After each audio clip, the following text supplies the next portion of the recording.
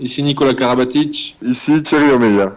Ici Daniel Narcisse. Alors ici Jérôme Fernandez. Bienvenue sur la radio Talk and Sport.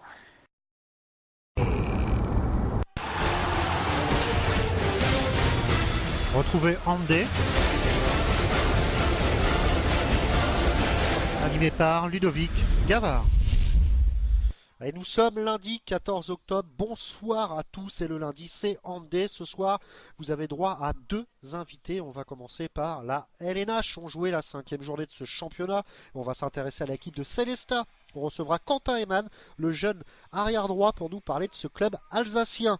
On enchaîne ensuite avec les experts. Claude Onesta a convoqué 22 joueurs qui se retrouveront à Paris le 28 octobre pour un stage de 3 jours. Pas de grande surprise dans cette liste, hormis un petit nouveau, Benjamin Avgour, le pivot de Dunkerque, sera avec nous dans une petite demi-heure. On poursuivra avec Sébastien Ripstein, on parlera de Ligue des Champions, de la Liga, de la Bundesliga, tout sur le championnat étranger. Et on finira par la Pro D2 avec Sébastien Mangin, nous donnera, comme chaque lundi, les 7 de la LNH, de la Pro D2 en avant-première. Donc soyez à l'écoute jusqu'au bout de l'émission. Ce soir, mes trois acolytes sont toujours présents comme chaque lundi. Honneur aux dames avec la charmante Stéphanie Fernandez. Bonsoir Stéphanie. Bonsoir Ludovic, bonsoir à tous. L'excellent Sébastien Ripstein. Salut Seb. Salut Ludo, bonsoir tout le monde. Et le talentueux Michael I. Salut Mika. Salut tout le monde.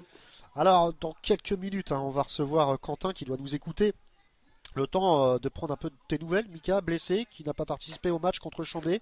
Alors, un peu de nouvelles, est-ce que tu peux rassurer un peu tous les fans? Oh, tous les fans, les millions de fans. Les millions Non, de fans. non, mais là, mon petit problème à l'ischio est résolu. C'était juste une grosse contracture. Donc, j'ai toujours des séquelles de pubalgie. Là, on sait que c'est un truc qui est difficile à partir. Ça m'empêche pas de jouer, mais au quotidien, c'est un peu désagréable. Donc, il va falloir traiter ça sur le long terme. Donc, tu seras apte pour Paris ou c'est encore trop tôt pour se prononcer? Non, je suis apte. Après, tout dépendra des choix de l'entraîneur.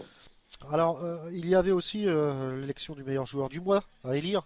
Andé s'est fait un peu l'habitude d'inviter chaque joueur ayant eu cette distinction. Alors, il y a deux gardiens, l'excellent Patrice Annonay qui fait un début de saison incroyable avec Paris, et Slaviša Djukanovic aussi, le portier de Saint-Raphaël. Et en face de deux gardiens, un habitué des distinctions, Jérôme Fernandez. Un choix difficile, Sébastien, j'imagine. Les trois méritent cette distinction. Ah oui, tout à fait, les trois réalisent un début de championnat excellent. Moi, personnellement, je mettrais une petite pièce plutôt sur Patrice Annonay, le gardien de Paris. Patrice Annonay, ouais, pas faux. Mika, t'as peut-être une idée? Une idée de quoi? Sur les trois, tu voterais pour qui, toi, entre Slaviša, Non, Djukanovic? mais moi, Patrice, c'est un ami de longue date, donc je serais content qu'il l'ait. Après, les trois le méritent, et puis c'est le petit jeu de savoir qui mobilisera le plus de monde, c'est marrant. Ouais, et Stéphanie, On bah, sait que Paris, là-dessus, sont un peu limites de temps en temps. bah, c'est vrai que pourtant c'est paradoxal parce qu'ils ont pas mal de monde sur le page Facebook et pourtant il me semble que c'est Slaviša Djukanovic qui était en tête encore hier. Et puis il y a Jérôme Fernandez forcément qui fait un excellent début de saison, hein, Stéphanie. Ouais, enfin là, pour le coup, les trois sont très importants et pèsent beaucoup. Et effectivement, Annonay a été plus que décisif dans des situations très critiques. Donc c'est vrai que voilà, il a bien marqué le coup, pourquoi pas. Et après, c'est vrai que les trois le méritent. Après, il y en a plus aussi, mais bon, comme il faut en choisir trois, et maintenant plus qu'un, Mais à voir qui aura les plus de votes. C'est rigolo. Patrice Annonay jusqu'à pousser presque Sierra en tant que remplaçant, hein, quand même. Donc Ouais. belle perf d'Annonay. Donc on va suivre un peu les clôtures des votes. Je crois qu'on a Perf d'Annonay, mais surtout contre-perf de Sierra, si je peux me permettre. C'est vrai. À chaque fois qu'il rentre, il est vraiment pas décisif. C'est vrai, effectivement, et on a vu encore ce week-end une belle perf de Danone en Ligue des Champions, on en parlera tout à l'heure avec Sébastien Ribstein. Je crois que Quentin est arrivé. Bonsoir Quentin. Oui, bonsoir. Alors Quentin, merci d'avoir accepté l'invitation. Ah, merci à vous de m'avoir invité, c'est gentil. Alors avant toute chose, Quentin, on va demander à Sébastien Ribstein de retracer brièvement votre jeune carrière et vous présenter un peu. Oui, pas de souci, oui. Allez Sébastien. Déjà, salut Quentin. Salut Seb. Donc, je vais faire rapidement, je vais te présenter un peu avec ta bio, etc. Donc, si jamais je fais n'importe quelle petite erreur, hein, tu me corriges, n'hésite pas. Hein. Ouais, y a pas de souci, y a pas de souci. D'accord. Donc déjà, tu es né le 22-04-1991 à Cannes, c'est bien ça? Voilà, c'est ça, ouais. Donc tu as 22 ans. Je vais donner un petit peu tes mensurations pour la jante féminine.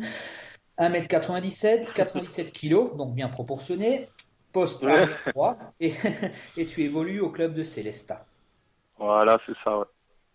Très bien, donc je peux donner, si mes chers confrères le veulent, quelques statistiques de cette saison. Ben, je t'en prie, Sébastien. Oui, y a pas de D'accord. souci. D'accord, bah merci Quentin. Donc déjà, nombre de matchs cette saison, donc 5. Pour l'instant, tu es à 2 buts, donc 2 buts, voilà, et une fois 2 minutes, voilà. Et il y a aussi des Voilà, ouais, statistiques. C'est bien ça. Ouais, c'est ça, c'est ça. Sachant Alors, que c'est que pour le championnat, hein. alors, Je préfère préciser. Et donc, sur le total de ta carrière, pour l'instant, tu as 59 matchs avec 90 buts sur 231 tirs, 5 avertissements et 9 exclusions de 2 minutes. Voilà. ah ben voilà, Ok. c'est bien complet. Alors Quentin, on parle peu de cette équipe de Célestat, hein. C'est vrai qu'elle n'est pas trop médiatisée. Pourtant, les 2 dernières années, vous avez fini 7e et 8e. Une équipe quand même qui est pas mal ancrée, hein, dans cette LNH. Oui, c'est clair, c'est clair. Ça fait, on est remonté de Division 2 en Division 1. Et depuis, on fait bonne figure quand même. On est septième la première année et huitième la deuxième. Je pense que on nous attendait pas à cette place. Maintenant, à chaque match, on se donne à fond et puis le groupe n'a pas trop changé. Donc du coup, ça fait que les ça fait qu'on joue tout le temps ensemble, il n'y a pas de changement dans l'équipe, donc on se connaît plutôt bien et pour l'instant ça fonctionne plutôt bien, quoi.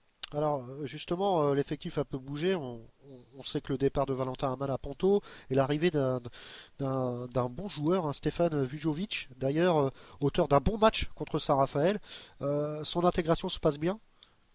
Oui, oui, très bien, il est sympa et ça se passe très bien. Ça se passe très bien, son intégration elle se passe super bien. Comme dit, il joue au poste de demi-centre, donc au début c'est peut-être un peu difficile pour lui. Il connaît pas très bien la langue française, donc surtout en tant que demi-centre où c'est un peu le poste qui organise le jeu. C'était un peu difficile pour lui au début, mais là, comme vous dites, à Saint-Raph, il fait un très gros match et ça commence à venir tout doucement, quoi. Michael? Oui, bonsoir Quentin. Moi j'ai une petite question. J'aimerais savoir si le club a des ambitions à long terme ou à moyen terme. C'est-à-dire que moi je vous considère un peu comme le club charnière entre le haut du tableau et le bas du tableau. On voit que régulièrement vous battez les équipes de bas de tableau et vous perdez souvent contre les équipes de haut de tableau. Vous êtes assez régulier. Et j'aimerais savoir s'ils ont une envie de passer un palier et de commencer à vouloir penser à l'Europe et à recruter des gros noms du handball comme le font tous les clubs d'autres tableaux. Écoutez, c'est vrai que après sur cette saison, l'objectif c'est de terminer enfin sur la septième place. Après, c'est vrai que pourquoi pas penser plus haut. On en a déjà parlé avec les dirigeants et tout ça. Mais après, on sait très bien que c'est assez difficile de passer dans les hauts de tableau parce qu'il y a quand même des équipes comme Paris, Montpellier, Chambéry, Saint-Raph, Nantes et Dunkerque qui sont très difficiles à déloger, je pense. Donc après, là, l'objectif de cette saison, c'est de terminer. En gros, il y a 2 parties de championnat, on va dire, avec les 6 premières équipes et les 7 autres, et du coup essayer de terminer septième sur cette saison, même si ça va être très très difficile parce qu'on voit bien que la Cesson va gagner à Montpellier, c'est quand même assez relevé, quoi. Ouais. Et parce que c'est quand même le club phare de la région. Il y a Mulhouse, je crois, qui est pas trop loin. Ouais, Mais c'est c'est ça, ouais, vrai Mulhouse en qu'il D2. y aurait les moyens quand même de créer un gros pôle handball entre Célestat, peut-être se rapprocher un peu de Strasbourg pour faire vraiment une grosse équipe dans l'Est. Ouais, c'est vrai que c'est clair, dans la région et même aux alentours, c'est un peu le club phare, quoi. C'est le seul club dans l'Est de la France qui est en LNH. Donc du coup, c'est vrai que c'est bien, mais après, faudra voir, quoi. Pour un rapprochement avec Strasbourg, on fait déjà des matchs à Orenus contre les grosses équipes. Après, faut voir, quoi. Alors justement, c'est vrai que Célestat fait des bonnes perfs et vous avez failli créer l'exploit face à Saint-Raphaël. Ça s'est joué à peu de choses. Vous étiez encore à 2 minutes à 2 buts à quelques minutes de la fin. J'imagine que cette défaite-là doit être rageante, hein. Ouais, c'est clair, on est très très déçus parce que sur les 3 matchs qu'on perd contre Dunkerque, Nantes et Saint-Raph, on est à chaque fois pas très loin du match nul ou voire gagné. On est à 3 buts contre Dunkerque, 4 contre Nantes et 3 à Saint-Raph. C'est clair que c'est un peu décevant, mais il faut qu'on essaye de corriger les petites erreurs. On savait que Saint-Raph, c'est une équipe qui joue vachement bien la montée de balle et les contre-attaques. Et en milieu de première période, on a eu un trou où ils ont marqué 2-3 contre-attaques d'affilée. Et après, on court après le score et du coup, c'est difficile qu'on les équipe comme ça, quoi. Alors, prochain match est la réception de Montpellier. Comment vous allez aborder ce match-là, sachant en plus que la pression elle est du côté de Montpellier? Ouais, mais est-ce que c'est pas mieux pour Montpellier? Du coup, ils vont venir avec les dents qui rayent le parquet. C'est Ça vrai. va être difficile pour nous. L'année dernière, on fait match nul au Rhenus contre eux. Et là, ils viennent de perdre 2 matchs d'affilée. Paris et surtout Cesson à domicile. Donc du coup, je pense qu'ils vont arriver à Célestat enragés. Et bon, c'est clair qu'ils vont avoir une pression en plus. Mais nous, on va jouer ce match. Bien sûr, on va jouer à fond pour essayer de gagner, créer un exploit. C'est ce qu'il faut faire de toute façon pour espérer terminer dans le haut du tableau, quoi. Et puis, il y a aussi un autre match important. C'est surtout un match de gala qui va jouer au mois de novembre. C'est la Coupe de la Ligue, avec la réception de Paris. Un beau rendez-vous pour le public aussi. Ah oui, c'est clair, c'était pas prévu un deuxième match contre Paris Saint-Germain. C'est vrai. C'est clair que c'est un match gala parce que ça va se jouer à Célestat. Du coup, la salle va être remplie et pourquoi pas faire un truc en quart de finale contre Paris, on sait jamais, hein. Et ben effectivement, on ne sait jamais. Alors, je crois que Stéphanie avait quelques petites questions sur l'équipe de France. Stéphanie? Bah oui, bonsoir Quentin. Effectivement, Bonsoir. j'ai des petites questions parce que bah là il y a eu la liste, il y a des prochaines échéances et c'est vrai qu'il y a une nouvelle génération qui commence à apparaître, une génération que tu connais bien. Donc je voulais savoir, cette équipe de France, tu l'as un petit peu en ligne de mire, tu vois les copains partir, donc tu y penses? Bah oui, comme je pense tout jeune joueur pense à l'équipe de France. C'est vrai que c'est un rêve de pouvoir jouer avec des grands joueurs comme ça. C'est vrai qu'on y pense. Moi, j'y pense. Après, c'est sûr que c'est encore très très loin, mais on a toujours espoir de pouvoir jouer pour son pays et avec des grands joueurs comme ça, quoi. Quand tu dis que c'est loin, c'est parce que bon, bien sûr, tu es encore jeune, donc tu sais encore que tu as encore de la marge, mais qu'est-ce que tu penses que là, il te manque principalement?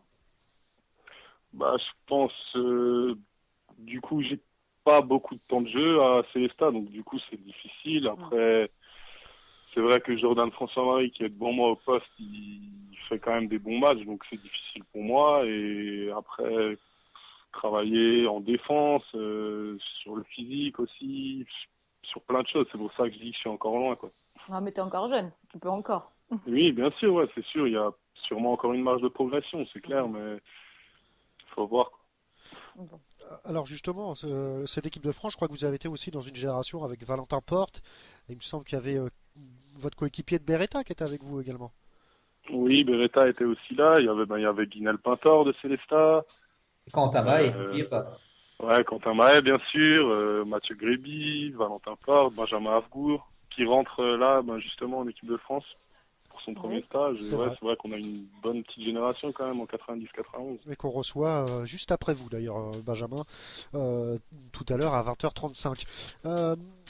Justement, pour peut-être espérer revenir dans cette équipe de France, il faudra sûrement franchir un palier, comme vous l'avez dit, et jouer peut-être dans une équipe avec plus d'ambition au classement général. Alors, contractuellement, vous en êtes où avec Célestat? Pardon? Contractuellement, vous en êtes où avec Célestat? Il vous reste combien d'années de contrat? Il me reste encore 7 saisons et la saison d'après. Donc, Encore 2 ans. donc étant donné que vous êtes un peu barré par la concurrence, est-ce que vous envisagez peut-être un autre club? Bah, pourquoi pas, oui, bien sûr. Faudra voir, faut voir aussi les saisons, comment ça se passe. Si c'est faut voir les clubs qui proposent. Faut voir tout ça, quoi. Pour l'instant, j'essaye vraiment de me donner à fond à Célestat, de jouer, pourquoi pas le haut de tableau, et après on verra bien comment ça se passe à la fin de mon contrat, quoi. Il y a une équipe en France qui vous fait rêver? Ou en Europe, hein, Ouais, Montpellier. Montpellier, bah voilà, un message est passé, hein. On l'espère. Mika, je crois que tu avais encore une petite question. Ah, Oui, oui, si, pardon. Oui, non, moi j'avais une question par rapport à la communication du club. J'ai vu que vous avez tous fait un compte Twitter et que c'était affiché sur vos maillots. Est-ce que vous sentez un peu des retours? Est-ce que les pages Twitter des joueurs vivent et est-ce que ça a une vraie plus-value? Bah, c'est vrai que je pense que c'est vachement bien pour la communication, avoir un compte Twitter perso pour le club et pour le handball. Maintenant, pour l'instant, au niveau de, c'est un peu délicat parce que du coup, on a déjà eu un autre compte Twitter ou Facebook, donc c'est un peu délicat de changer à chaque fois et tout, mais je pense qu'avec de la persévérance et tout ça, la communication passera mieux. eh ben écoutez, Quentin, merci d'être venu sur Andé. On espère vous recevoir régulièrement et puis tenez-nous au courant aussi de votre situation du côté de Célestat, puis en espérant une excellente saison avec le club alsacien. Bah, c'est gentil, merci à vous de m'avoir invité, ça fait super plaisir et c'est gentil, y a pas. Eh ben il n'y a pas de souci et passez une bonne soirée. Merci, Au Au revoir, revoir. Quentin. Merci, au au revoir, revoir. au revoir. Ciao Quentin. Voilà, c'était Quentin avec nous de Célestat. Vous l'avez compris, une équipe qu'on parle pas beaucoup, mais qu'on essaiera de parler de plus en plus du côté de Handé, parce que c'est vrai, hein, Mika, cette équipe-là, elle est régulière depuis sa montée de Pro D2 et pas mal classée quand même dans ce championnat depuis 2 saisons.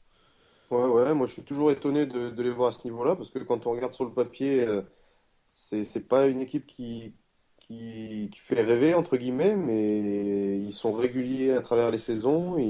Et comme je te disais, les équipes de bas de tableau, ils les battent très régulièrement, si ce n'est pas à tous les coups. Et les équipes du haut de tableau, ils ont quand même plus de mal à aller les chercher. Stéphanie, qu'est-ce qu'on pourrait dire quand une équipe se déplace à Célestat? Est-ce qu'on se dit c'est des points à prendre ou oh merde, on va tomber contre une équipe encore difficile à jouer? Non, mais comme le disait bien Quentin, c'est effectivement une équipe qui est bien construite, qui vend pas du rêve parce qu'il n'y a pas des grands noms, des grandes stars, mais par contre, comme ça fait des années qu'elles jouent ensemble, elle a acquis des automatismes qui font que voilà, les joueurs, c'est plus facile, c'est plus fluide. Donc c'est toujours très compliqué de jouer une équipe comme ça qui se connaît très bien. Donc effectivement, des déplacements à Célestat pour des équipes à partir de la 5e, 6e place, ça peut être compliqué. Voilà, le déplacement. Après, c'est des équipes qu'il faut gagner à la maison. Ouais. Alors toi, Sébastien, qui est du cru, hein, de l'Alsace même, comment est perçu un peu Célestat par rapport à Mulhouse? Médiatiquement parlant, est-ce qu'on parle plus de Mulhouse ou de Célestat?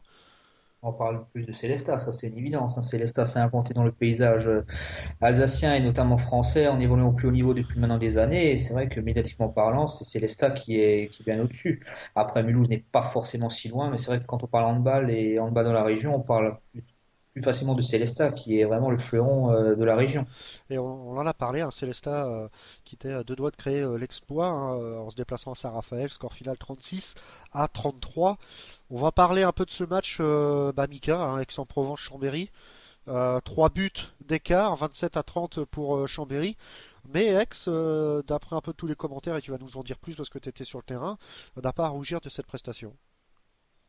Non, mais pas du tout, parce que au final, Chambéry l'emporte très logiquement. Chambéry qui était au-dessus, faut pas se leurrer. Maintenant, on a une assise défensive qui commence vraiment à avoir de la gueule et à être régulière. Et contrairement à Dijon, on a su réussir à mettre un peu de rythme sur les montées de balles. Donc on a marqué plus de buts. On a un peu pêché pendant 10 minutes, un quart d'heure en attaque placée en deuxième mi-temps. Et contre des équipes comme ça, ben, ça se paye tout de suite cash. On a pris un 3-0 alors qu'on était déjà à 2 buts d'écart. Et après, ben, ils sont à 5 buts à 10 minutes, un quart d'heure de la fin. Contre ce genre d'équipe, c'est très difficile à remonter. Et qui plus est, on a tenté une défense assez agressive, assez étagée, qui les a un peu embêtés pendant une ou deux attaques. Et puis, on s'est fait tacler par les Sœurs Bonaventura. Donc, Ouais, alors justement, revenons un peu, parce que tu les as un peu taclés sur les réseaux sociaux. Ils sont sortis sous les sifflets, ce qui ouais, ouais, fait rare dans c'est le la première handball. fois. Mais ce qui est un peu dommage, c'est qu'encore une fois, Chambéry mérite sa victoire et que je pense pas qu'on aurait pu gagner. Maintenant, c'est ce qui s'était passé un peu aussi contre le PSG quand j'avais eu des mots malheureux. C'est-à-dire que quand elles voient qu'on commence à remonter un petit peu, ben, elles font en sorte de se faciliter la fin de match et elles cassent l'équipe qui est en train de remonter pour s'éviter une fin de match un peu houleuse, un peu où les deux équipes seront en train de leur gueuler dessus à toutes les actions. Donc au final, ben, le public de Aix qui commence à être de plus en plus connaisseur, ben, les a sifflés quand elles sont sorties. C'était la première fois que je voyais ça. C'était assez drôle et c'est aussi la première fois que je vois la presse faire un article où ils leur mettent un tacle aussi. Donc c'est que quelque part, je pense Ils ont un peu il y a une loupé. part de vérité. Ils ont un peu loupé leur match et à l'image de Thierry Dens et Denis Rebel, on essaiera d'inviter également les sœurs Bonaventura, pourquoi pas, hein. Et puis du côté de Chambéry, on a vu une belle prestation entre guillemets d'un revenant, Bertrand Gilles. Oui, bah, il revient, ouais, il revient petit à petit. Là, ça fait plusieurs matchs déjà en Coupe de la Ligue. Il avait joué, il avait fait un bon match. C'est un très gros défenseur, on le sait. Il commence à retrouver vraiment son niveau. Et en attaque, il est utilisé à l'aile parce qu'ils veulent pas faire trop de changements défensifs. Ils en font déjà deux. C'est vrai. Et Edin Bazic doit défendre à l'aile. Il ne défend pas en deux. Donc on utilise Bertrand Gilles à l'aile. Il n'est pas mauvais à la finition. Quand il rentre, il pose beaucoup plus de problèmes qu'un ailier. Donc, non, non, il est bel et bien dans le système et il leur fait du bien. Alors à Aix-en-Provence, je vous le rappelle, c'est incliné 27-30 et en plus on enchaîne du côté d'Aix avec un déplacement à Paris. Pareil, vous vous déplacez, j'imagine, sans pression, parce que du côté de Coubertin, j'imagine qu'on n'y va pas pour essayer de. On y va forcément pour essayer de gagner, mais bon, c'est pas l'équipe qu'on coche hein, en premier, hein. Ben, c'est pas l'équipe qu'on coche, mais avec le petit cadeau Canal+, là, C'est vrai. on va passer à la télé devant eux. Donc forcément, on n'a pas envie d'être ridicule et ça va rajouter une petite touche de motivation. Et Paris, on l'a vu, doute quand même quand ils sont pas dominateurs et même quand ils le sont, ils sont pas sereins. Donc on n'y va pas perdant. S'il y a une petite brèche, on s'y engouffrera volontiers. Bon, bah voilà, tu sais ce qu'il te reste à faire au micro de Canal, ou faire de la pub, Mika. Donc Encore faut-il que j'y sois. voilà, non, effectivement, Paris-Aix en Provence, hein, un gros match, donc à ne pas manquer sur les antennes de Canal. Il y a un autre match également, et ça, bah, je vais passer forcément la parole à Sabine, parce que Toulouse recevait Tremblay, et Tremblay, comment vous les avez trouvés, Ah, Stéphanie? Sabine, c'est moi? Stéphanie, j'ai dit quoi? Sabine. Autant Vas-y, pour moi. continue. Stéphanie, alors Toulouse-Tremblay. Tremblay, on peut s'inquiéter quand même, avant-dernier du classement. Toujours aucune victoire, me semble-t-il. Un nul. Est-ce que vous avez trouvé les Tremblaysiens vraiment dans le doute? Ah oui, plus que dans le doute. Si mes souvenirs sont bons, on a calculé que Tremblay n'a pas gagné depuis le 15 février dernier. Et effectivement, on s'est retrouvé. Alors, bon, après, Toulouse avait toujours un peu la peur de se dire, bon, bah, ils vont se réveiller et Forcément. peut-être que ce sera à Toulouse. Donc, il fallait déjà faire un début de match sérieux, ce qu'ils ont fait. Mais c'est vrai qu'après, en face, Tremblay, il n'y a pas vraiment de construction de jeu. Du coup, comme ça commence à être un petit peu le feu, on sent une équipe qui doute avec des joueurs qui veulent prendre les choses en main et ça réussit pas quand il n'y a pas de collectif. Enfin, voilà, c'est compliqué ce début de saison pour Tremblay, très compliqué. Ouais. Alors, on peut légitimement s'inquiéter pour Tremblay parce que on a vu Ivry dernier du classement mais faire une bonne prestation contre Paris, donc on peut légitimement s'inquiéter pour les hommes d'Ibrata, quoi. Oui, d'autant plus que je sens, enfin, on sent quand même qu'il y a un souci. Alors quand il y a un souci comme ça, que les matchs perdus s'enchaînent, il y a des remises en question. Il y a malheureusement souvent l'entraîneur qui est remis en doute dans un groupe. Et là, j'ai eu le sentiment que vraiment, voilà, ça commençait à se regarder, qui la faute. Et là, voilà, s'il n'y a pas un match référence qui arrive très très vite, ça peut être problématique pour Tremblay. Oui. Ouais, alors effectivement, Tremblay s'incline 29-25 face à des Toulousains, notamment avec un bon petit Valentin Porte, qui mine de rien continuent un peu leur bonhomme de chemin au classement. Ouais, avec un très bon Valentin Porte, un Gonzalo Pérez de Vargas dans les cages qui a été très très bon, C'est vrai. un Daniel Angelkovic qui revient petit à petit de sa blessure à l'épaule, ça faisait très longtemps qu'on l'avait pas vu à ce niveau, ajouté aux performances de Jérôme Fernandez, non, c'était très plaisant. Il y a notre petit ailier Ilić Nemanja qui connaît pas beaucoup enfin, qui connaît parfois des moments de moins de réussite, mais en tout cas, voilà, il y a une équipe assez équilibrée. Et puis, il y a surtout avec cette idée de nouvelle saison et de renouveau de groupe, cette idée qu'à la maison, obligation de gagner contre des équipes comme ça, quoi. Ouais. Donc, voilà, c'était un beau résultat, même si le match en lui-même n'était pas aussi plaisant que celui contre Ivry. Alors, et Toulouse, à l'image d'Aix-en-Provence, se dépasse face à Chambéry. Ça va être un beau match et Toulouse a peut-être une carte à jouer du côté de Chambéry. C'est toujours des beaux matchs contre Chambéry, je sais pas, il doit y avoir une question d'ego aussi, c'est toujours assez chaud.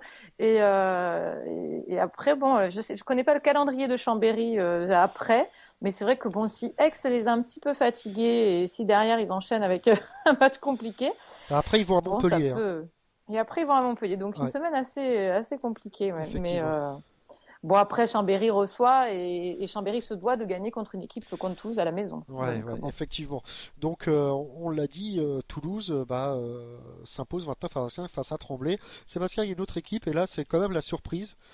C'est les Bretons, Cesson, qui bat Montpellier. On a vu un beau match, il a été retransmis sur Canal. 32-34.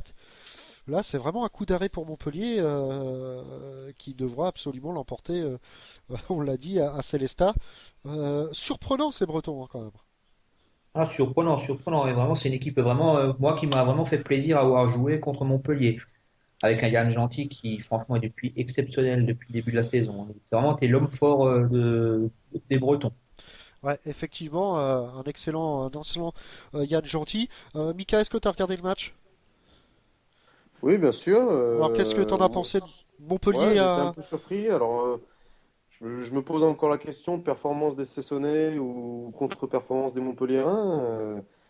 C'était un match très engagé, je trouve que les Montpelliérains ont vraiment buté sur la défense cessonnaise, notamment William Acambray qui se doit d'apporter, de par son statut, qui se doit d'apporter un peu plus en attaque. J'ai trouvé vraiment hors de son sujet. Et puis, comme l'a dit Sébastien, un bon Yann Gentil dans les buts qui a envoyé des missiles à tout va en contre-attaque C'est vrai.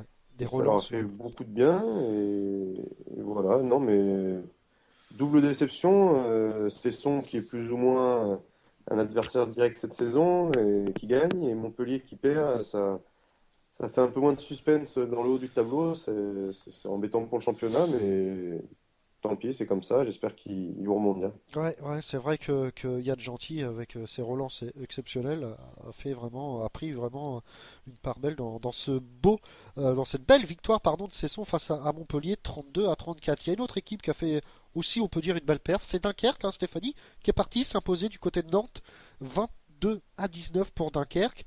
On en reparlera peut-être avec Benjamin, mais sacré perf quand même, hein. Super perf, enfin une super perf. Après, logique quand Dunkerque annonce qu'il va être deuxième ou troisième du championnat, donc il se doit d'aller gagner à Nantes, mais c'est jamais facile. Et là, force est de reconnaître que quand même sur la période, Dunkerque est vraiment une équipe en forme qui pour l'instant ne semble pas être affectée au niveau du championnat par la Ligue des Champions en tout cas. Ouais, effectivement. Donc, on en reparlera peut-être tout à l'heure avec Benjamin. Si Dunkerque ne va pas laisser des plumes en championnat à cause, entre guillemets, de cette Ligue des Champions. Donc, on en reparlera tout à l'heure. On va pas s'étendre trop sur ce match-là parce que Dunkerque n'est pas second du classement, mais c'est Saint-Raphaël. Saint-Raphaël qui, on l'a dit, a battu Célestat. Saint-Raphaël, on parle pas trop de cette équipe non plus, Mika, et pourtant, deuxième à l'heure actuelle. Ouais, deuxième en ayant qui plus est perdu à Aix, donc C'est vrai. Non, c'est vrai. ils auraient pu être vraiment bien dans ce championnat. Ben, c'est une équipe qu'on attendait de toute façon avec un recrutement assez judicieux et une base solide, donc c'est intéressant de les voir à ce niveau-là. Maintenant, bon, ils ont quand même été gagnés à Dunkerque, c'est pas rien. Maintenant, il va falloir qu'ils fassent d'autres performances contre les gros s'ils veulent rester dans les cinq premiers, mais. Je suis mitigé, je pense que c'est une très belle équipe. Maintenant, je suis pas sûr qu'ils soient capables de garder le même niveau de performance toute la saison. Alors, on connaissait Raphaël Cocheteux qui marquait autant de buts que vous vouliez, mais il y a aussi Olsen qui est vraiment une superbe perf. qui a fait une super perf, qui est un super joueur et qui pourrait être vraiment, Sébastien, on va dire la surprise de cette saison, voire même le meilleur joueur de cette saison. Surprise de oui et non, parce que moi je le connaissais de la Bundesliga, c'était Dans... un excellent buteur, l'un des tout meilleurs du championnat d'Allemagne d'ailleurs. Donc après, surpris oui et non, dans le sens où on savait ses qualités. Après, il a réussi à s'acclimater de suite dans son nouveau club et les résultats parlent parlent d'eux-mêmes, pardon, avec franchement une grande importance au niveau de chaque match et avec son ratio de but, il est clair que Saint-Raphaël, moi, à titre personnel, je pense qu'ils peuvent faire quelque chose. Après, bon, on sait que c'est aussi le collectif qui prime dans le handball, mais l'apport d'un Morten Olsen peut vraiment être un plus pour les Varois. Ouais, un plus non négligeable pour Saint-Raphaël. Il nous reste 2 matchs. On va finir par celui du choc des promus. Et alors on va faire Ivry-Paris. Paris a vraiment peiné, hein, Stéphanie, à essayer de se défaire de cette équipe d'Ivry. Et on l'a vu aussi en Ligue des Champions se faire rejoindre. Paris, il gagne toujours, mais pas avec autant de, on peut dire, d'écart qu'on l'attendait peut-être. Bon, après là, c'est différent, c'est des derbies et les C'est derbies vrai. forcément, c'est toujours spécial. Donc c'est toujours plus tendu, beaucoup plus physique. Donc c'est des matchs où soit l'équipe s'impose d'entrée et il y a un écart, mais en règle générale, l'équipe qui reçoit, et là en l'occurrence Ivry, une équipe qui a quand même du cœur. Donc ça se retrouve avec un match plutôt serré. Mais bon, je m'y attendais un peu. Mais après, bon, une victoire de Paris qui, pour l'instant, effectivement, on dit c'est difficile, mais à l'arrivée, pour l'instant, ils gagnent et ils sont premiers. Et voilà, Paris premier, il gagne. Et on va finir rapidement parce que je crois qu'il y a Benjamin qui vient de nous rejoindre. Bonsoir Benjamin. Bonsoir. Alors, on est tout de suite à vous, Benjamin. On finit juste le tour de Pas de souci. LNH. D'ailleurs, vous pouvez donner votre avis, hein. On va finir par le choc des promus. Et dans ce petit jeu-là, bah, c'est Nîmes qui l'emporte face à Dijon. Alors, c'était prévisible quand même, hein, Nîmes qui a un peu plus de, de force dans cette LNH que Dijon, Michael.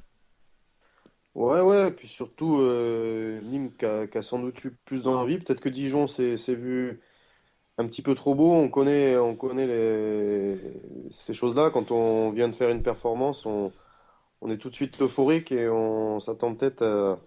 Mais nous, là-bas, on a été vraiment très mauvais. On n'a vraiment pas joué les montées de balles, tout ça. Alors qu'on connaît le jeu nîmois qui est vraiment axé uniquement sur la montée de balles.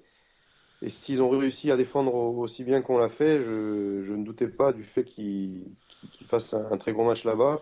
C'est ce qui s'est fait. Ils ont mené plus 9, je crois, en première mi-temps. Ils se sont fait remonter un peu bêtement en 2 secondes mi-temps, mais au final, c'est eux qui l'emportent et ça paraît logique. 22-24 pour Nîmes face à Dijon. On va parler de Dunkerque maintenant avec notre second invité de la soirée, c'est Benjamin Avgour. Bonsoir Benjamin, comment allez-vous? Bonsoir, ça va très bien, merci. Alors, merci d'avoir accepté l'invitation. Avant de parler quand même de votre première sélection, revenons un peu sur le match d'hier en Ligue des Champions. Il manque vraiment pas grand-chose à Dunkerque pour l'emporter ce match-là. Ouais, c'est clair que c'est une grande frustration parce que c'est un match que voilà, on s'était dit qu'il fallait absolument le gagner. Bon, on n'a pas eu de chance parce qu'à Nantes, on a fait un gros match, on a eu pas mal de cassés et voilà, Lamont qui a manqué à l'appel, donc ça nous a été un peu préjudiciable, je pense. Et bon, à part ça, voilà, c'est vrai que c'est un match où, à part entre la 15e et la 30e minute, le match, on l'a dans les mains, même si on n'est pas très flamboyant en attaque, on prend pas de but et juste on a un trou d'air de 15 minutes. Et puis à ce niveau-là, ben, quand des équipes comme ça se paye cash. Et au final, ben, c'est les 2 petits buts qui nous manquent pour avoir cette victoire, quoi. Alors, c'est compliqué, mais c'est pas encore totalement perdu hein, pour la qualif. Ouais, mais ouais, non, tant qu'il y a de la vie, il y a de l'espoir, hein, comme on dit, mais c'est sûr que maintenant, avec trois défaites en 3 matchs, on n'a plus trop le droit à l'erreur, C'est vrai. surtout que là, on va accueillir Ivry et qu'on va aller directement après à Porto, qui est l'équipe qui n'a pas encore remporté de points comme nous. Donc là, si on veut encore espérer quelque chose, il va falloir absolument aller gagner là-bas. Ouais, effectivement, il y a Porto et c'est un match vraiment important. Justement, Ligue des Champions, on voit qu'en LNH vous êtes pas mal, mais est-ce que vous n'avez pas peur de perdre un peu de plume pour le championnat en jouant à fond cette Ligue des Champions?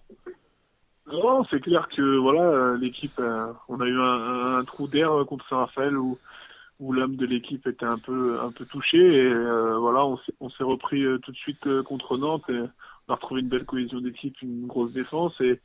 Et c'est sûr que voilà, on laisse beaucoup d'énergie. Encore hier contre Kolding, c'était pas le match de l'année au niveau du spectacle, mais c'était un match de guerrier. C'est vrai qu'on laisse pas mal de plumes dans ce genre de match. Donc il faut bien récupérer parce qu'on enchaîne vite les matchs, donc pas trop le temps de Ouais. voir passer les matchs, quoi. Alors j'ai oublié de présenter quand même mon équipe de ce soir. Donc il y a Stéphanie Fernandez. Vous allez avoir Bonsoir Benjamin. Bonsoir. vous allez avoir droit après une petite interview décalée. Mickaël I d'Aix-en-Provence que vous connaissez sûrement. Ouais, je connais. Bonsoir, Mickaël. Il a oublié son micro encore. Salut, pardon. Et puis Sébastien Ripstein, notre spécialiste un peu des équipes européennes. Et justement, Sébastien, une petite question pour vous. Oui, bonsoir Ben. Bonsoir. Moi, j'aimerais te poser une petite question par rapport au match de Kolding. Donc, on sait que vous aviez des absents, donc notamment Siakam, Lamont, etc., et que c'était préjudiciable. Bon, Kolding en avait aussi avec Anderson et Carlson. Oui, c'est sûr, oui. Mais est-ce que tu penses que ce qui a fait des fois votre équipe, c'est pas un moment, la performance, on va dire, de Casper Dietz, qui a quand même été en deuxième mi-temps, notamment quand vous avez commencé un peu à grappiller le score, qui a vraiment été décisif avec le nombre d'arrêts qu'il a fait, il a notamment bloqué pas mal de shoots. Est-ce que tu penses que c'est à ce niveau-là que, surtout dans les moments clés, que la différence a été faite? Bah, c'est sûr que Casper Witt, hein, c'est un des meilleurs gardiens du monde, donc forcément, c'est des gardiens de grand talent et de grande expérience. Donc dès que, voilà, au début, on a réussi à bien le manœuvrer. Après, c'est sûr que qu'on l'a laissé très bien rentrer dans le match. Et puis bon, c'est sûr qu'après, une fois que le match se jouait à 1 ou 2 buts, voilà, on avait quand même les situations. Et c'est sûr que voilà, lui, il a été présent et c'est vrai qu'il nous a fait du mal, entre autres. C'est vrai. Alors, on l'a dit, championnat, pas mal, hein, troisième, égalité de points avec Saint-Raphaël. Vous avez fait une belle perf quand même en allant battre Nantes chez eux. Et ça, match important quand même pour se donner confiance. C'est important de battre les gros quand même qui vous titillent au classement, étant donné que Dunkerque s'impose un peu comme le dauphin du potentiel vainqueur de cette LNH. Non, c'est sûr que Nantes c'est un concurrent direct pour les places européennes, mais de toute façon, on peut pas dire trop cette année grosse ou petite équipe. Il n'y a pas de grosse ou de petite équipe. Tous les matchs sont différents. On l'a encore vu avec Cesson qui a gagné à Montpellier. Donc cette année, il faut vraiment aborder tous les matchs comme si c'était des matchs de Coupe d'Europe parce que voilà, si on se relâche un petit peu, on l'a vu contre Saint-Raphaël, on perdra les matchs. Donc non, mais c'est sûr que non, c'est une très belle équipe, surtout à domicile avec un gros public, et que c'était un match, un match dangereux pour nous parce qu'il fallait absolument qu'on le gagne pour retrouver une dynamique de victoire. Et je pense que le groupe a bien réagi, on a été solide en défense et voilà, on a quand même bien su gérer ce match et repartir avec cette victoire qui nous a fait du bien. Ouais, effectivement, vous l'avez dit, prochain match face à Ivry. Exactement. C'est pareil, il faudra être présent et un match qui peut sentir le piège. Ouais, exactement. Ivry, c'est une équipe, voilà, même si elle n'a pas encore gagné de match cette année, qui est pas loin de ses adversaires. Hein. On l'a encore vu contre Paris, hein, qui perd juste de 3 buts et voilà, c'est une équipe combative et enfin, on est prévenu, on sait qu'il faudra aborder ce match comme on a abordé le match de Kolding et de Nantes et qu'il faudra qu'on soit encore plus lucide en attaque et ça passera par ces deux ingrédients pour remporter ce match. Alors pour finir un peu avec Dunkerque, Benjamin, contractuellement vous en êtes où avec votre club? C'est ma dernière année de contrat là avec le club. Donc vous êtes susceptible de prolonger ou vous avez peut-être envie d'aller Il y a des négociations qui sont en cours, mais voilà, je me prends pas la tête avec ça et je suis pas, j'ai rien encore de fait dans ma tête. Bon, c'est pas, je sais pas encore. Peut-être que mon avenir se fera à Dunkerque, peut-être pas. Pour l'instant, j'ai pas encore d'idée précise. Eh ben, n'hésitez pas à revenir vers nous hein, dès que vous avez quelques infos pour votre avenir. Alors, Okay, Benjamin, vous voilà appelé pour la première fois avec les Bleus.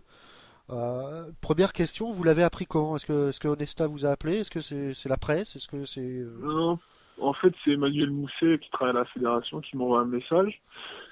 Et en fait, donc, ben, je vais aller voir qui m'envoie un message pour me dire, voilà, vous avez reçu vos convocations pour la Golden League. Donc moi, un peu surpris, je vais voir ma boîte mail et là, j'ai rien. Donc bon, je me dis, bah c'est tout, elle a dû se tromper ou quelque chose comme ça. Et là, il y a Guillaume Joly qui m'envoie un message avec félicitations. Donc voilà, je lui dis bah pourquoi et il m'envoie le mail. Derrière, Emmanuel me l'a renvoyé. Donc c'est un peu comme ça que je l'ai appris au lendemain de cette victoire contre Nantes. Alors, vous aviez jamais eu de nouvelles avant ça? Jamais de contact avec le staff ou l'encadrement? Si, j'ai rencontré quelques fois Didier Dinard, on a échangé un petit peu, vu que c'est quand même le meilleur défenseur du siècle, donc C'est vrai. il me donnait deux, trois conseils qui sont très, très riches d'enseignements, mais à part ça, non, pas rien de spécial. Alors, il n'y aura que 3 jours, hein. Il n'y aura que 20 joueurs, hein, pour la Golden League, donc vous avez 3 jours pour convaincre. Euh, comment vous allez, vous prenez ça comme du bonus ou maintenant qu'on a goûté peut-être et qu'on sait qu'on intéresse le sélectionneur, ça serait une petite déception de ne pas y aller à cette Golden League? Non, mais écoutez, je vais aller à Paris, voilà, certes, peut-être un peu timoré dans les premières heures, hein, c'est normal, mais je veux dire, voilà, je me prends pas la tête pour autant, quoi que ce soit. C'est vrai que c'est du bonus parce que c'est quelque chose d'extraordinaire et qu'il faut souhaiter à tous les handballeurs, hein. C'est quelque chose, voilà, mais après, ça reste aussi une convocation et c'est pas une finalité, il faut pas s'arrêter à ça. Il faut continuer Et à voilà, bosser. il y a 3 jours d'entraînement et voilà, je vais écouter les conseils de tous ces super joueurs qui forment cette équipe de France. Et puis voilà, et puis je vais tenter de reproduire ce qu'on attend de moi. Et puis voilà, on verra bien. Après voilà, si je suis pris, je serai très content et je continuerai mon apprentissage. Après, si je suis pas pris, bah ce sera quand même une très belle expérience et ça me donnera envie de revenir au plus vite. Alors, Mika, je crois que tu avais quelques petites questions. Oui, il y a un petit peu répondu. Moi, je voulais savoir un peu qu'est-ce que t'attendais, enfin, qu'est-ce que tu penses qu'on attend de toi dans cette équipe de France? Quel rôle tu penses qu'on peut vouloir te donner? Un rôle, c'est un bien grand mot, je sais pas trop. Non, mais Un rôle. même si c'est dans le futur, je veux dire, Ah oui, en bah termes je de sais pas. Moi, prototype de joueur. ok, bah je sais pas. Je pense pouvoir apporter défensivement peut-être sur l'avenir dans un poste de numéro 3.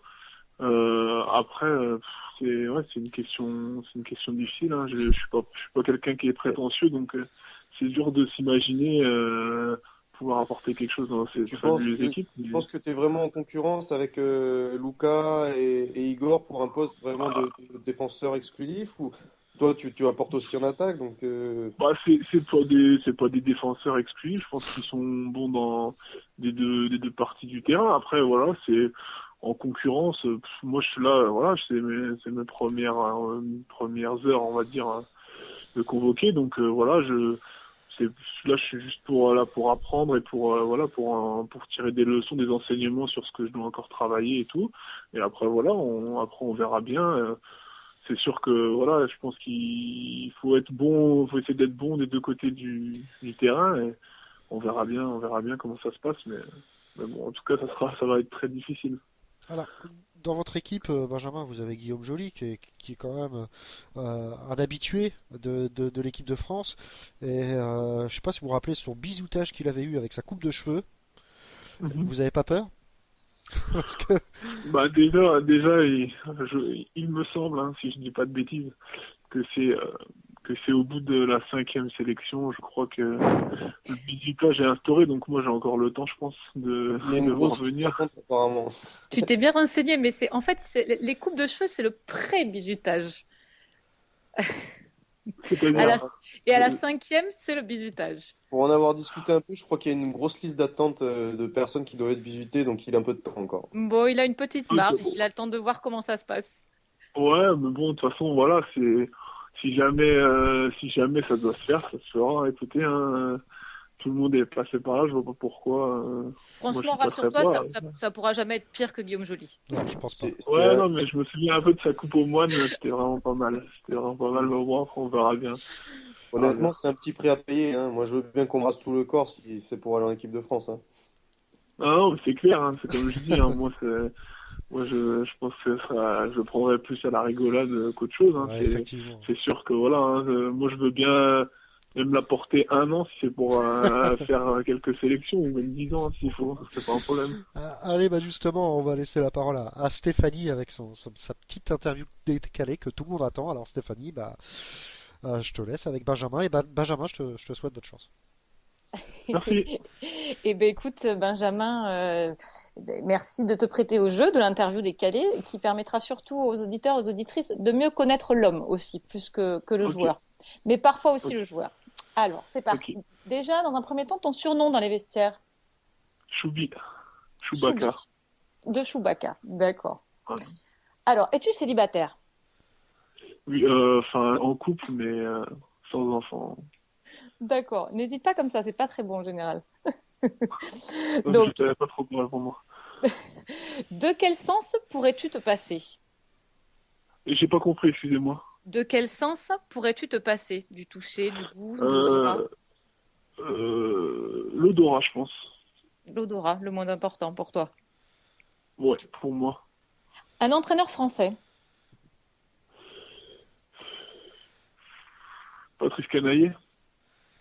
Un entraîneur étranger? Ulrich Wilbeck. Tu préfères l'Allemagne ou l'Espagne? L'Allemagne. Que voudrais-tu qu'on dise de toi? Que je suis quelqu'un de bien. Est-ce qu'on t'a déjà confondu avec quelqu'un d'autre? Oui. Avec qui? Mohamed Mokrani. Ah. Effectivement. À l'époque où j'avais encore des cheveux longs. C'était un peu... Depuis, tu les as coupés. Voilà, c'est ça. Ta situation la plus embarrassante? Vas-y, on n'écoute pas. Non, mais sur un terrain ou c'est... Non, même en dehors. Non, dans la vie. Situation embarrassante. Le plus gêné. On peut revenir un peu après, juste le temps que je réfléchisse à pas... Ah non, t'as jamais eu de situation dérangeante comme ça? Si, j'en ai eu, mais là, il n'y a rien qui... Non, il n'y a pas de problème, c'est juste que là, ça me vient pas à la tête. Bon, si tu y penses, mais j'en ai d'autres, alors tu vas les accumuler sinon. Alors, la valeur la plus importante, ou celle qui te sert le plus au quotidien, que t'ont inculqué tes parents? D'être quelqu'un d'honnête. Ah bien. L'honnêteté. Quelle qualité première doit posséder un pivot, d'après toi? Pour moi, l'expérience. L'expérience. C'est une qualité, parce que bon, le poste de pivot, c'est quelque chose c'est un poste d'assez, comment dire, difficile. Tous les postes sont difficiles, mais je veux dire, c'est un poste qui, je sais pas comment expliquer. Tu dis mais quoi, à Mika? part l'expérience. Je disais roublard, moi. Ouais, roublard, voilà, c'est un peu ça. Ça vient avec l'expérience, quoi. Mais après. Parce que tu te vois en pivot plus roublard, alors? Moi, non, pas du tout. Pas encore, malheureusement. Ah, pas encore, mais tu j'espère, avec hein, l'expérience. on n'abandonne pas, hein, mais... Donc tu te vois plus pivot de défense que d'attaque, alors, parce que c'est vrai qu'un pivot en défense, ça doit vraiment être roublard. Un pivot d'attaque, quand je prends des mecs non, comme... ça dépend, parce que des mecs comme Bertrand Gilles et Grégoire Detrez, je pense qu'ils sont super roublards. C'est vrai. Je prends, par exemple, l'exemple de Grégoire Detrez, il défend pas spécialement avec vrai. Chambéry, mais c'est quelqu'un de très roublard et qui sent très bien le coup, quoi. C'est vrai. Donc, j'avais Marc Toussalme en tête, mais oui, effectivement. Ouais, Marc Toussalme, mais ça, c'est les références internationales, ça c'est eux, c'est les mecs ils sont super forts partout, mais c'est vrai que voilà, c'est être plus roublard, c'est sûr que voilà, de peut-être plus se faire oublier et de Ouais, savoir, c'est l'expérience. Ouais. voilà C'est le quoi. nombre de matchs joués, effectivement. Quelle situation justifierait que tu sois fâché à vie avec un ami? Je pense que ouais, s'il va trop loin avec ma copine, je pense que je serais fâché à vie avec lui, Mm. Ouais. par Allez, exemple. tu peux nous avouer maintenant quel film te fait pleurer? Quel film me fait pleurer? La ligne verte. Ah, Ah ouais, oui, bon, super. effectivement dur. Alors demain, j'organise une soirée déguisée. Tu arrives déguisé en quoi? J'arrive déguisé en Chewbacca. Allez. Ah bah oui. Allez, à demain. Alors, c'est toi et seulement toi qui fais la liste pour aller au championnat d'Europe au Danemark en janvier. Tu te mets dedans? Non, Non? non, Même si c'est toi. sans aucune hésitation, même si c'est D'accord. moi. Je suis quelqu'un d'objectif. Et voilà, à l'heure d'aujourd'hui, Honnête. il y a mieux que moi, donc je vois pas pourquoi. D'accord. Accepterais-tu d'être le joueur le plus détesté pour être en échange le plus doué? Ouais, pas de souci. Pas de souci. Ouais, ils Pas de répondent tous souci. pareil, hein. C'est dingue. Ouais. Mm. J'en ai J'ai pas interviewé compris. Tout le monde répond comme ça, alors que j'ai deux profils différents, vraiment. Mais c'est vrai que pour l'instant, à l'antenne, vous répondez tous Ah ça. ouais, non, franchement, être détesté, je m'en fiche, hein. Si je suis bon, ça me va. Ouais, ça t'empêchera pas de dormir. Ouais, voilà, exactement. Bon. Donc, alors, on va parler de l'équipe de France. Tu vas faire ton entrée dans cette fameuse équipe de France. Quel pourra être ton sentiment au moment, par exemple, d'arriver à l'hôtel? Est-ce que ça y est, tu te l'es déjà imaginé? Ouais, enfin, si, c'est vrai que le jour où je l'ai appris, moi, je me suis un peu fait le film, le déroulement de mon arrivée, mais Bien sûr, ouais. ça s'est vite arrêté. Je me suis dit qu'il y avait quand même des échéances qui allaient arriver et voilà, qu'il fallait prendre chaque chose en son temps. Mais c'est sûr que, ouais, c'est arrivé à l'hôtel, je sais pas trop. J'espère que j'arriverai à pas trop trembler. Ça devrait aller, mais Est-ce que tu as imaginé ouais, aussi le moment où où tu as ton maillot avec ton nom et les étoiles floquées ouais, dessus? ça, je l'ai pas encore imaginé. Et je préfère pas trop encore y penser. Parce que ouais, comme je dis, c'est un rêve de gosse, quoi. Ouais. Donc forcément, Et là, on a des étoiles plein les yeux, quoi. ouais, ouais, non, c'est sûr. Et là, pour toi, par exemple, quel moment appréhendes-tu le plus sur cette petite Comment semaine? prendre-tu le plus ben, je vais quand même dire le moment où il va dire les deux qui ne passent pas, quoi. Parce que bon, Ouais, forcément, la même liste. si, bien sûr, j'appréhende de les côtoyer un petit peu et tout, mais bon, après, voilà, ça reste des handballeurs, je pense que c'est des super mecs. Donc voilà, mais après, c'est sûr que les moments un peu, il faut faire ses choix, bah, c'est peut-être les moments que j'appréhende le plus, même si Ouais, pour moi, ça aurait été que du positif quand il arrive. bien sûr. Alors, bien sûr, et quel joueur appréhendes-tu le plus? Après, peut-être Thierry Omeyer, peut-être. Parce que c'est quand même Il fait peur à un tout le monde. gardien porteur. Ou je pourrais dire peut-être Cédric Sorengo aussi, je sais pas. Il y en a beaucoup, hein. La liste, elle peut être longue. Bon, écoute. En tout cas, pas de stress. Écoute, normalement, vient la dernière question, dite la question à l'aveugle de l'invité de la semaine dernière, qui était Yacine Idrissi, mais on a un peu zappé, donc je reviens sur celle de Romain Ternel, qui demandait, sans bien sûr savoir à qui allait être posée la question. Alors, à choisir, être champion du monde et que tu ne puisses plus jouer ensuite, ou jouer en deuxième division jusqu'à 40 ans sans pépin physique. Tu choisirais quoi? Ça, c'est vraiment une question de... Ouais, c'est une belle question. C'est une belle question. Et là, Et là, tu dois me répondre. C'est à mon âge, hein. Si je suis champion du monde à mon âge et je dois arrêter, c'est ça?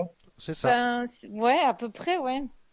Enfin, ou alors parce que oui, si c'est être champion du monde à 30 ans et arrêter, je préfère ça. Mais après, si c'est à mon âge, c'est vrai que c'est plus. C'est à J'aimerais ton bien âge. savoir. T'es champion, À t'es mon champion âge, du monde là entre 3 et 12 mois. ouais, Ou ok. tu joues en deuxième division jusqu'à 40 ans sans aucun pépin physique. C'est une question suicide, ça. Ouais, c'est compliqué. Tu dois choisir entre un titre J'aime trop le handball pour devoir l'arrêter maintenant, mais en même temps, être champion du monde, c'est exceptionnel. Donc, Après, Est-ce que ça vaut pour toi le fait est-ce que ça compensera, ta médaille d'or compensera le fait de ne plus rejouer au hand? non, je crois pas. Non, je crois pas. Je crois pas. Je crois pas. Non, je pense Bah, que tu vois. non. Bah, tu vas Bah, l'apprendre. c'est compliqué, hein, mais vaut mieux voilà, être perduré dans la durée parce que champion du monde, ouais, si ça pourrait être. C'est ça, je sais pas. Moi, je dirais, voilà, je veux jouer le plus longtemps possible. C'est un sport. Hein. Je me vois pas passer mes journées sans. Donc, je dirais jouer jusqu'à 40 ans. Hein, tant pis. Très bien. Bah, écoute, je te souhaitais les médailles hein, et de jouer jusqu'à 40 ans. Par contre, maintenant, je vais te demander de me poser aussi à ton tour une question à l'aveugle. Donc, une question qui te passe par la tête et que je poserai la semaine prochaine à mon invité. Ok. Et alors, ça va être. c'est pas facile. Hein. Romain Ternel, il a trouvé une bonne question. Ouais, Romain Ternel, il est vraiment très très doué. Vraiment très très doué. Vous vous vengerez la prochaine fois que vous rencontrerez ton Cesson. Une question. Qui te vient par la tête, tu sais. C'est pas non plus. Ou alors, Ouais, je sais bien. ou alors, Benjamin, vous pouvez réfléchir et me la transmettre par Facebook si vous voulez, et que je ferai transmettre. Ouais, si ça vous Stéphanie. dérange pas. Comme ça me permettra de trouver un bon petit truc bien sympa. Bon, allez, tu t'en sors bien. Ça Ça va marche, être je un valide. C'est gentil, merci. C'est ma première, il faut Merci être à indulgent toi. un petit peu. Hein. Ça marche. Merci à toi en tout cas, Benjamin. Ouais, pas de soucis. Bonne continuation Merci à à vous. toi. À bientôt. Eh ben, Merci écoutez, beaucoup. merci Merci. Benjamin, on vous souhaite une excellente prépa avec les Bleus et en espérant que vous allez continuer longtemps sous les couleurs de l'équipe de France et puis bonne saison avec Dunkerque, que ce soit en Ligue des Champions ou en championnat. Merci beaucoup en tout cas à tous et bonne soirée. Merci Benjamin, Bonne soirée. ciao ciao. Merci, au revoir. Ciao. Eh ben c'était pas mal hein, quand même, on a l'air vraiment d'avoir... ça change un peu des jeunes entre guillemets footballeurs, mais là on sent quand même que c'est un rêve de gosse, hein, Mika, de rejoindre cette équipe de France, tout timide, ça fait plaisir à entendre. Ouais, mais il est jeune, il a beaucoup d'envie et ça se voit. Donc c'est un rêve de gosse, mais en même temps il y a déjà un peu touché. Il a fait toutes les classes C'est vrai. de jeunes, donc il sait un peu ce que c'est. Maintenant c'est le Graal, c'est l'équipe première et je pense que malgré sa modestie apparente, il a ça dans la tête et il a envie de tout bouffer. On m'a un peu parlé de lui, c'est quelqu'un qui supporte pas l'échec, donc je pense qu'il va tout faire pour y figurer et pour y rester le plus longtemps possible. Et justement, j'avais une petite question pour toi, Mika. Est-ce que juste le fait d'être appelé comme ça, peut-être que pour 3 jours, est-ce que ça peut pas casser comme ça par un joueur, peut-être pas la carrière, mais au moins la saison comme ça d'un joueur qui espérait beaucoup et malheureusement qui s'arrête au Non, port. je pense pas parce que il a la tête sur les épaules, quoi. Je te dis qu'il a faim, mais il sait aussi qu'il y a des joueurs qui sont meilleurs que lui pour l'instant, qu'il a encore à progresser. Donc je pense que au contraire, c'est une expérience qui va lui donner de la confiance, qui va lui donner un statut et après il sait qu'il a encore du travail pour être régulièrement dans le groupe et ça va être plus un moteur qu'un sujet de frustration. Eh ben écoute, on espère pour Benjamin de le voir vraiment s'épanouir avec cette équipe de France. Et s'il continue comme ça avec Dunkerque, bah, pourquoi pas, hein, même si c'est vrai qu'on en a parlé, hein, il y a quand même Igor Anic, Cédric Sorando qui est indiscutable, il y a encore Lucas Karabatic, et il m'en manque un, je crois, Bertrand Gilles. Bertrand Gilles. C'est vrai que la concurrence est rude. Stéphanie, est-ce que tu crois que Benjamin peut un peu bousculer cette hiérarchie? Bah, la bousculer. Alors moi, en tout cas, ce qu'il faut toujours dire aux jeunes, c'est que c'est vrai que on parle de cette équipe et je me mets à leur place. Arriver dans une équipe qui a tout gagné, ça doit être le Graal absolu. Sauf qu'on oublie souvent que l'aboutissement n'est pas la sélection en elle-même. L'aboutissement et d'être dans cette sélection et de gagner des choses. Ouais. Et c'est vrai que du coup, souvent, le fait d'y arriver, cette jeune génération qui est très impressionnée par le palmarès et ses anciens joueurs, et ben ils sont déjà contents d'être là. Sauf qu'il faut jamais, mais jamais perdre dans l'esprit que c'est bien d'être là, mais c'est pas tout. Il faut maintenant passer le cap, s'imposer et surtout aller remporter des matchs, puis pourquoi pas d'autres titres. Ouais. Alors après, est-ce que Benjamin pourra se faire une place? Il a toute une logique, j'ai l'impression, depuis quelques années chez Claude Onesta. Il fait rentrer petit à petit des jeunes. Il teste le groupe pour que le groupe vive bien. Donc, et que ce soit sportivement parlant, et que ce soit aussi en dehors du groupe. Alors, pour l'instant, c'est vrai qu'avec Igor Anic, Luka Karabatic, il n'y a jamais eu de problème et que ça vit super bien. Mais après, on ne sait pas pourquoi. Il y a parfois des joueurs, paf, qui vont se révéler dans cette équipe. Et puis là, Benjamin a pour moi, oui, une carte à jouer. En tout cas, quoi qu'il arrive, c'est toujours très bon pour lui d'apprendre parce qu'il va emmagasiner un max d'expérience à côtoyer ces grands joueurs. C'est vrai. Et une fois à Dunkerque, tu rentres avec un certain statut, donc tu dois encore plus assurer. Puis tu apprends aussi au niveau pression. Enfin, franchement, c'est que du bonheur. Ouais, et puis on a l'air d'avoir un jeune avec la tête bien sur les épaules, donc on va en savoir plus quand même avec la liste de 20 joueurs qui partiront à la Golden League, et puis forcément après il y a l'Euro au Danemark au mois de janvier. On espère qu'Andé il sera pour vous faire vivre un peu cela d'une autre façon, on vous en reparlera. Donc voilà, Benjamin Havgour, vous allez retrouver le podcast dès mercredi si vous avez manqué son interview, tout comme Quentin Eman également, qu'on a reçu en début d'émission. Et bien maintenant, c'est place un peu à la Ligue des Champions, on n'en a pas parlé. Sébastien, ça je crois que c'est ton domaine. On va quand même à commencer par... bon, on en a parlé un peu de Dunkerque, donc on va pas s'étendre sur le sujet, à moins que tu aies peut-être autre chose à dire. Mais c'est surtout Paris qui s'est fait peur. Alors moi j'avoue que quand Paris menait 5 buts, eh ben, j'ai zappé sur une autre chaîne pour regarder je sais plus quoi, et j'ai eu la surprise de voir que ça a été très chaud pour Paris et limite de perdre le match. Ils se contentent du point du match nul.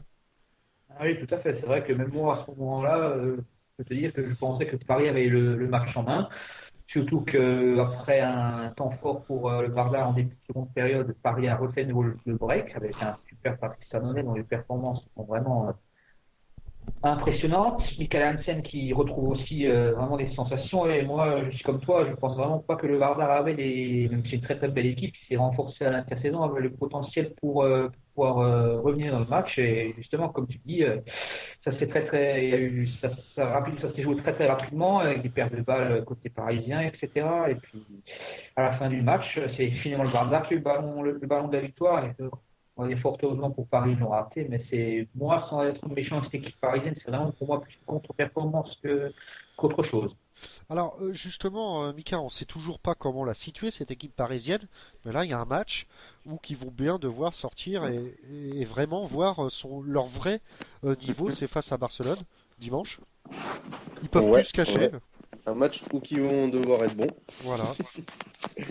Non, ouais, ça va être. Mais d'abord, ils ont un match contre nous. C'est vrai, Aix-en-Provence, ouais. Ouais, mais non, moi je voulais revenir sur un petit point du match, ça m'a fait rire. C'est François-Xavier Houlet, le commentateur sur BeIN, qui dit à un moment du match, à plus 5, Igor Vori qui arrête une contre-attaque, il dit ah, c'est bien l'expérience, 10 minutes, plus 5, il faut conserver le ballon, mais moi je pense que dans ces moments-là, ils auraient mieux fait de continuer à mettre le feu et aller mettre le plus de buts qu'ils pouvaient pour vraiment mettre l'écart avec cette équipe parce que ils sont jamais à l'abri et on l'a vu contre Montpellier, ils se sont fait remonter même s'ils ont un peu géré la fin de match.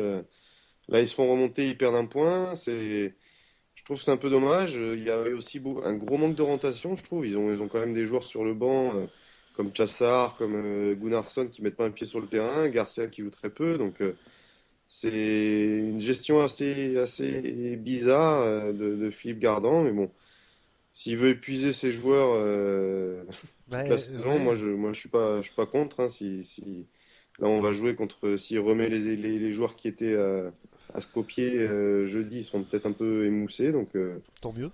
Pourquoi pas, mais la gestion est pour moi un peu bizarre. Ah, gestion un peu bizarre, et je vais vous poser la question à vous trois. Est-ce que Paris peut battre Barcelone, quoi. Voilà, tout simplement Barcelone qui est sur un petit nuage, hein, qui a aucune pour l'instant concurrence ou d'équipe capable de le battre, que ça soit en Liga ou là pour l'instant au début de Ligue des Champions. Alors Mika, Paris est capable de taper Barcelone ou pas? Moi, je crois pas. Après, maintenant, On n'est ils pas ont loin. les joueurs pour le faire. Pour ça, il faudrait que Copillard se sorte un peu la tête du derrière, parce que depuis le début de la saison, il est vraiment pas à son avantage. C'est vrai. Il faudrait que ça joue un peu plus, que le banc joue un peu plus, que Daniel Narcisse pèse un petit peu plus dans les matchs. Les gardiens, même s'ils sont forts, Patrice Annonay est très bon, mais c'est pas encore non plus du niveau d'une partie que peut faire un Sterbic ou un Saric où il va gagner le match à lui seul. Donc, je pense qu'il y a du travail. Maintenant, il y a le potentiel. Mais pour moi, les gros favoris sont Barcelone et pour toute la saison, pour toute la Ligue des Champions. Alors, Stéphanie, est-ce que vous croyez capable Paris d'accrocher l'ogre qu'est Barcelone? Sur un match comme ça à la maison, en fait, ce qui se passe avec Barcelone pour l'instant, c'est qu'ils surdominent tout. On ne sait pas encore ce qui va se passer le jour où ils vont être accrochés, ou vraiment ça va.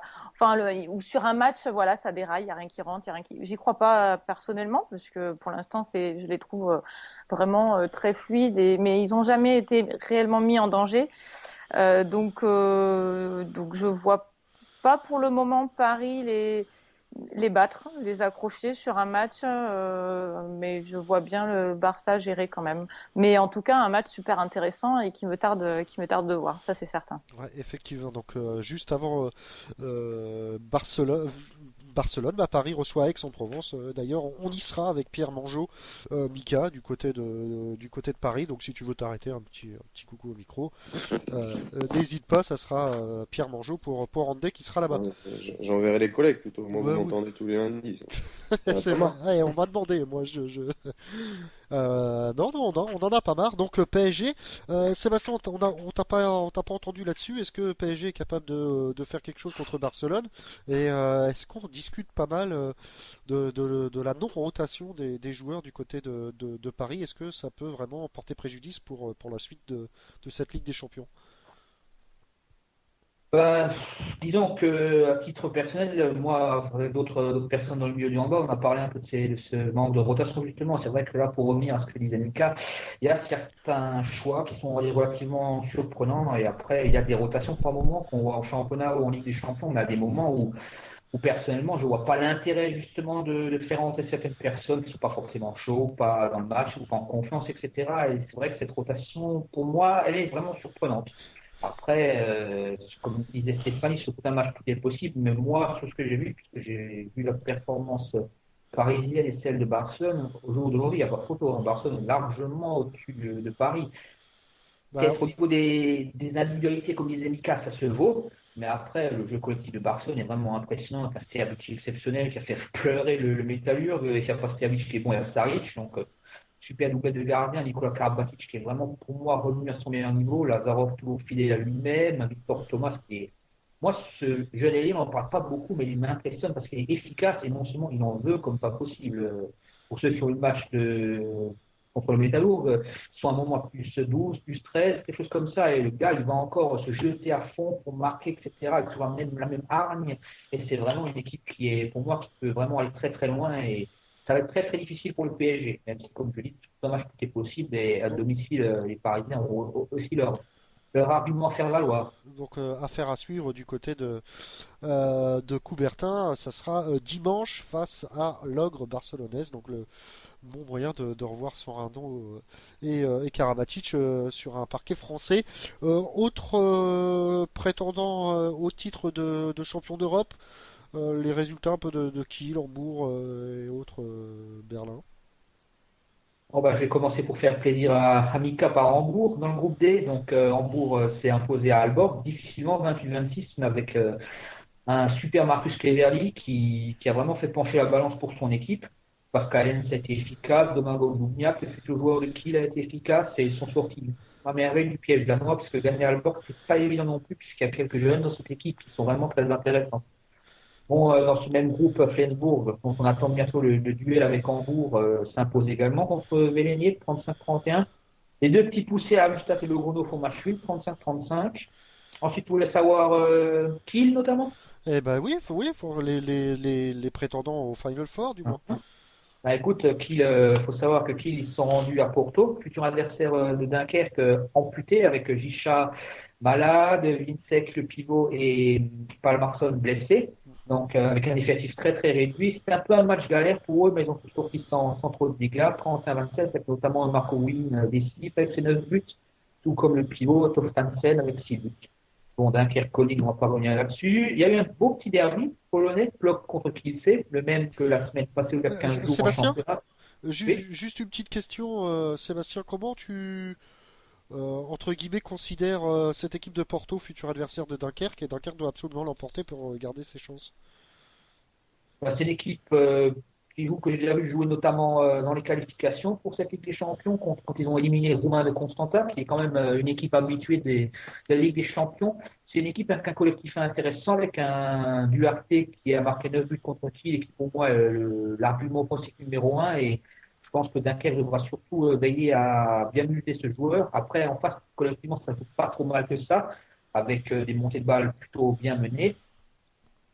Il faudra surtout que Dunkerque joue avec ses valeurs qui, bon, même si ça n'a pas trop marché au niveau des résultats, mais avec quand même ses valeurs défensives qu'on a vues jusqu'à présent. Et s'il y a ça, je pense qu'ils peuvent éventuellement s'en sortir. Après, c'est vrai que ce sera difficile, surtout à l'extérieur, parce que pour toi aussi, c'est l'argument. Mais pour moi, c'est du 50-50. Alors, Mika, Steph, est-ce on peut espérer encore une qualification de Dunkerque? Non, je crois pas. De toute façon, je crois pas que ce soit non plus l'objectif, hein, et quand ils ont vu leur poule, je pense pas qu'ils se sont dit ah, on va essayer de se qualifier. Je pense qu'ils sont là pour apprendre et moi j'espère qu'ils vont gagner des matchs. Contre Porto, je pense qu'ils peuvent gagner. Après, maintenant, contre le reste des équipes, ça risque d'être difficile. Ils ont reçu les deux soi-disant plus faibles, Kolding et Block. Maintenant, ça va être difficile d'aller chercher des points. Ouais, effectivement. Du même avis, Stéphanie, Dunkerque. Du même avis que Mika, effectivement, exactement. Je pense pas que le but de Dunkerque cette année, c'était d'aller jusqu'au bout. C'était surtout d'apprendre, de voir un peu comment réagissait l'équipe, comment réagissait un peu même le club, les supporters, que tout le monde un peu s'approprie, voilà, cette nouvelle compétition. Et du coup, effectivement, par contre, je pense qu'au niveau de la réputation, ce qui serait bon pour eux, c'est de gagner quand même quelques matchs accessibles. Donc voilà, c'est tout ce que je leur souhaite. Après, la ligue leur appartiendra. Voilà, donc on verra avec la finalité de ce classement 2013-2014 de LNH pour savoir si l'année prochaine ils sont encore susceptibles de faire un peu mieux dans cette Ligue des Champions. Sébastien, il te reste quelques minutes pour nous parler peut-être des matchs importants des autres championnats étrangers, peut-être l'Allemagne, Kiel, je crois, qu'a perdu son premier match. On peut juste revenir vite fait sur un match qui va être aussi intéressant ce week-end, si ça intéresse. C'est un certain Kiel. Ah oui. Ça va être pas mal. C'est un peu la petite finale de la dernière Ligue des Champions, avec peut-être un esprit de revanche pour les Evras qui vont se déplacer du côté du champion de Pologne. C'est un match aussi assez intéressant. Oui, effectivement, Kiel à suivre également. Alors, avant l'arrivée de Sébastien Mangin, Seb, un petit mot peut-être sur la première défaite de Kiel en championnat d'Allemagne. Donc Kiel, comme tu dis, a attendu la 9e journée pour connaître son premier revers de la saison, un revers à Magdebourg, 34-31. Un match que j'ai eu la chance de voir, commenté aussi par ce cher François-Xavier Houlet, qui a dit à juste titre que Kiel est tombé vraiment sur un super gardien côté Magdebourg. Hein. C'est Dario Quenstedt, qui est un gardien pas très très connu, mais qui fait vraiment partie, pour en discuter avec certains, notamment certains spécialistes de la Bundesliga, qui fait vraiment partie des valeurs en devenir côté des gardiens allemands. Donc oui, qui s'est incliné avec un bon Jisha qui a marqué nouveau 10 buts, Marco Moulin qui était assez présent, mais on a vu quand même une équipe, moi personnellement, je sais pas si Mika ou Stéphanie ont vu le match, mais c'est qu'il avait été vraiment emprunté par moment avec certains joueurs qui sont vraiment passés à côté de leur match. Hein. Peut-être un peu moins dominateur cette équipe, Mika, que. Oui, mais je l'avais un peu prédit. C'est vrai qu'ils ont perdu vraiment de très gros joueurs à l'intersaison, même si les autres ont de grosses qualités et restent des joueurs d'une qualité supérieure. C'est Marcus Alm, Thierry Omeyer, Daniel Narcisse, Momir Ilic, c'est des joueurs qui sont vraiment un cran au-dessus de tout le monde et en perdre comme ça 4 d'un coup, c'est obligé que ça laisse des séquelles. Donc, mais oui, j'ai vu le match, mais j'ai surtout vu une très belle prestation de Magdebourg et c'était assez impressionnant de voir ces jeunes et ces vieux, parce qu'il y a même un joueur qui a été rappelé qui avait arrêté sa carrière, qui entraînait la réserve et qui était rappelé pour jouer parce qu'il n'y avait plus assez de monde. Donc c'était vraiment très intéressant à voir et c'était beau de voir que l'envie peut battre le talent parfois. C'est vrai. 21h16, Sébastien n'est pas encore arrivé, donc tu as le temps de poursuivre, mon ami. Ouais, c'est juste pour rajouter un petit truc par rapport à ce qu'a dit Mika. Magdebourg était aussi amputé de quelques éléments et malgré ça, les joueurs qui étaient présents ont, comme tu dis, joué à l'envie et vraiment c'est ça qui a fait la différence pour les Gladiators. Parce qu'en face, il y a certains joueurs, sans citer de nom, qui sont vraiment passés à côté et ça m'a fait presque peur. Un autre résultat dans cette Bundesliga où tu veux passer à la Ligue Non. Asobal? Bon, bah, disons que sur la Ligue de la Sobal, il y a moins à dire, hein, parce que Barcelone domine, surprenant peut-être. Mais bon, Barcelone domine. Il y avait, on parlait la semaine dernière du choc contre l'autre équipe invaincue Granollers. Ça s'est joué justement la semaine passée. Bon, Barcelone a à nouveau écrasé son adversaire à Granollers en plus, malgré un public assez présent pour les locaux, 34-20, avec notamment un nouveau Nikola Karabatic, à nouveau pardon, exceptionnel. Une équipe barcelonaise, on va dire, fidèle à elle-même, qui a attendu un bon quart d'heure avant de lâcher la machine. Après, le résultat parle de lui-même, plus 14 au final. Et puis vraiment, Bah, c'est du classique. Alors, on peut même dire, entre guillemets, certains spécialistes pourraient un peu s'ennuyer cette saison parce qu'il n'y a vraiment pas de concurrence. Hein. Déjà avec Madrid, Barcelone dominait, archi-dominé son sujet. Là, les Madrilènes ne sont plus là. La plupart des joueurs, bon, et des économiques, etc., qui sont partis sous d'autres cieux.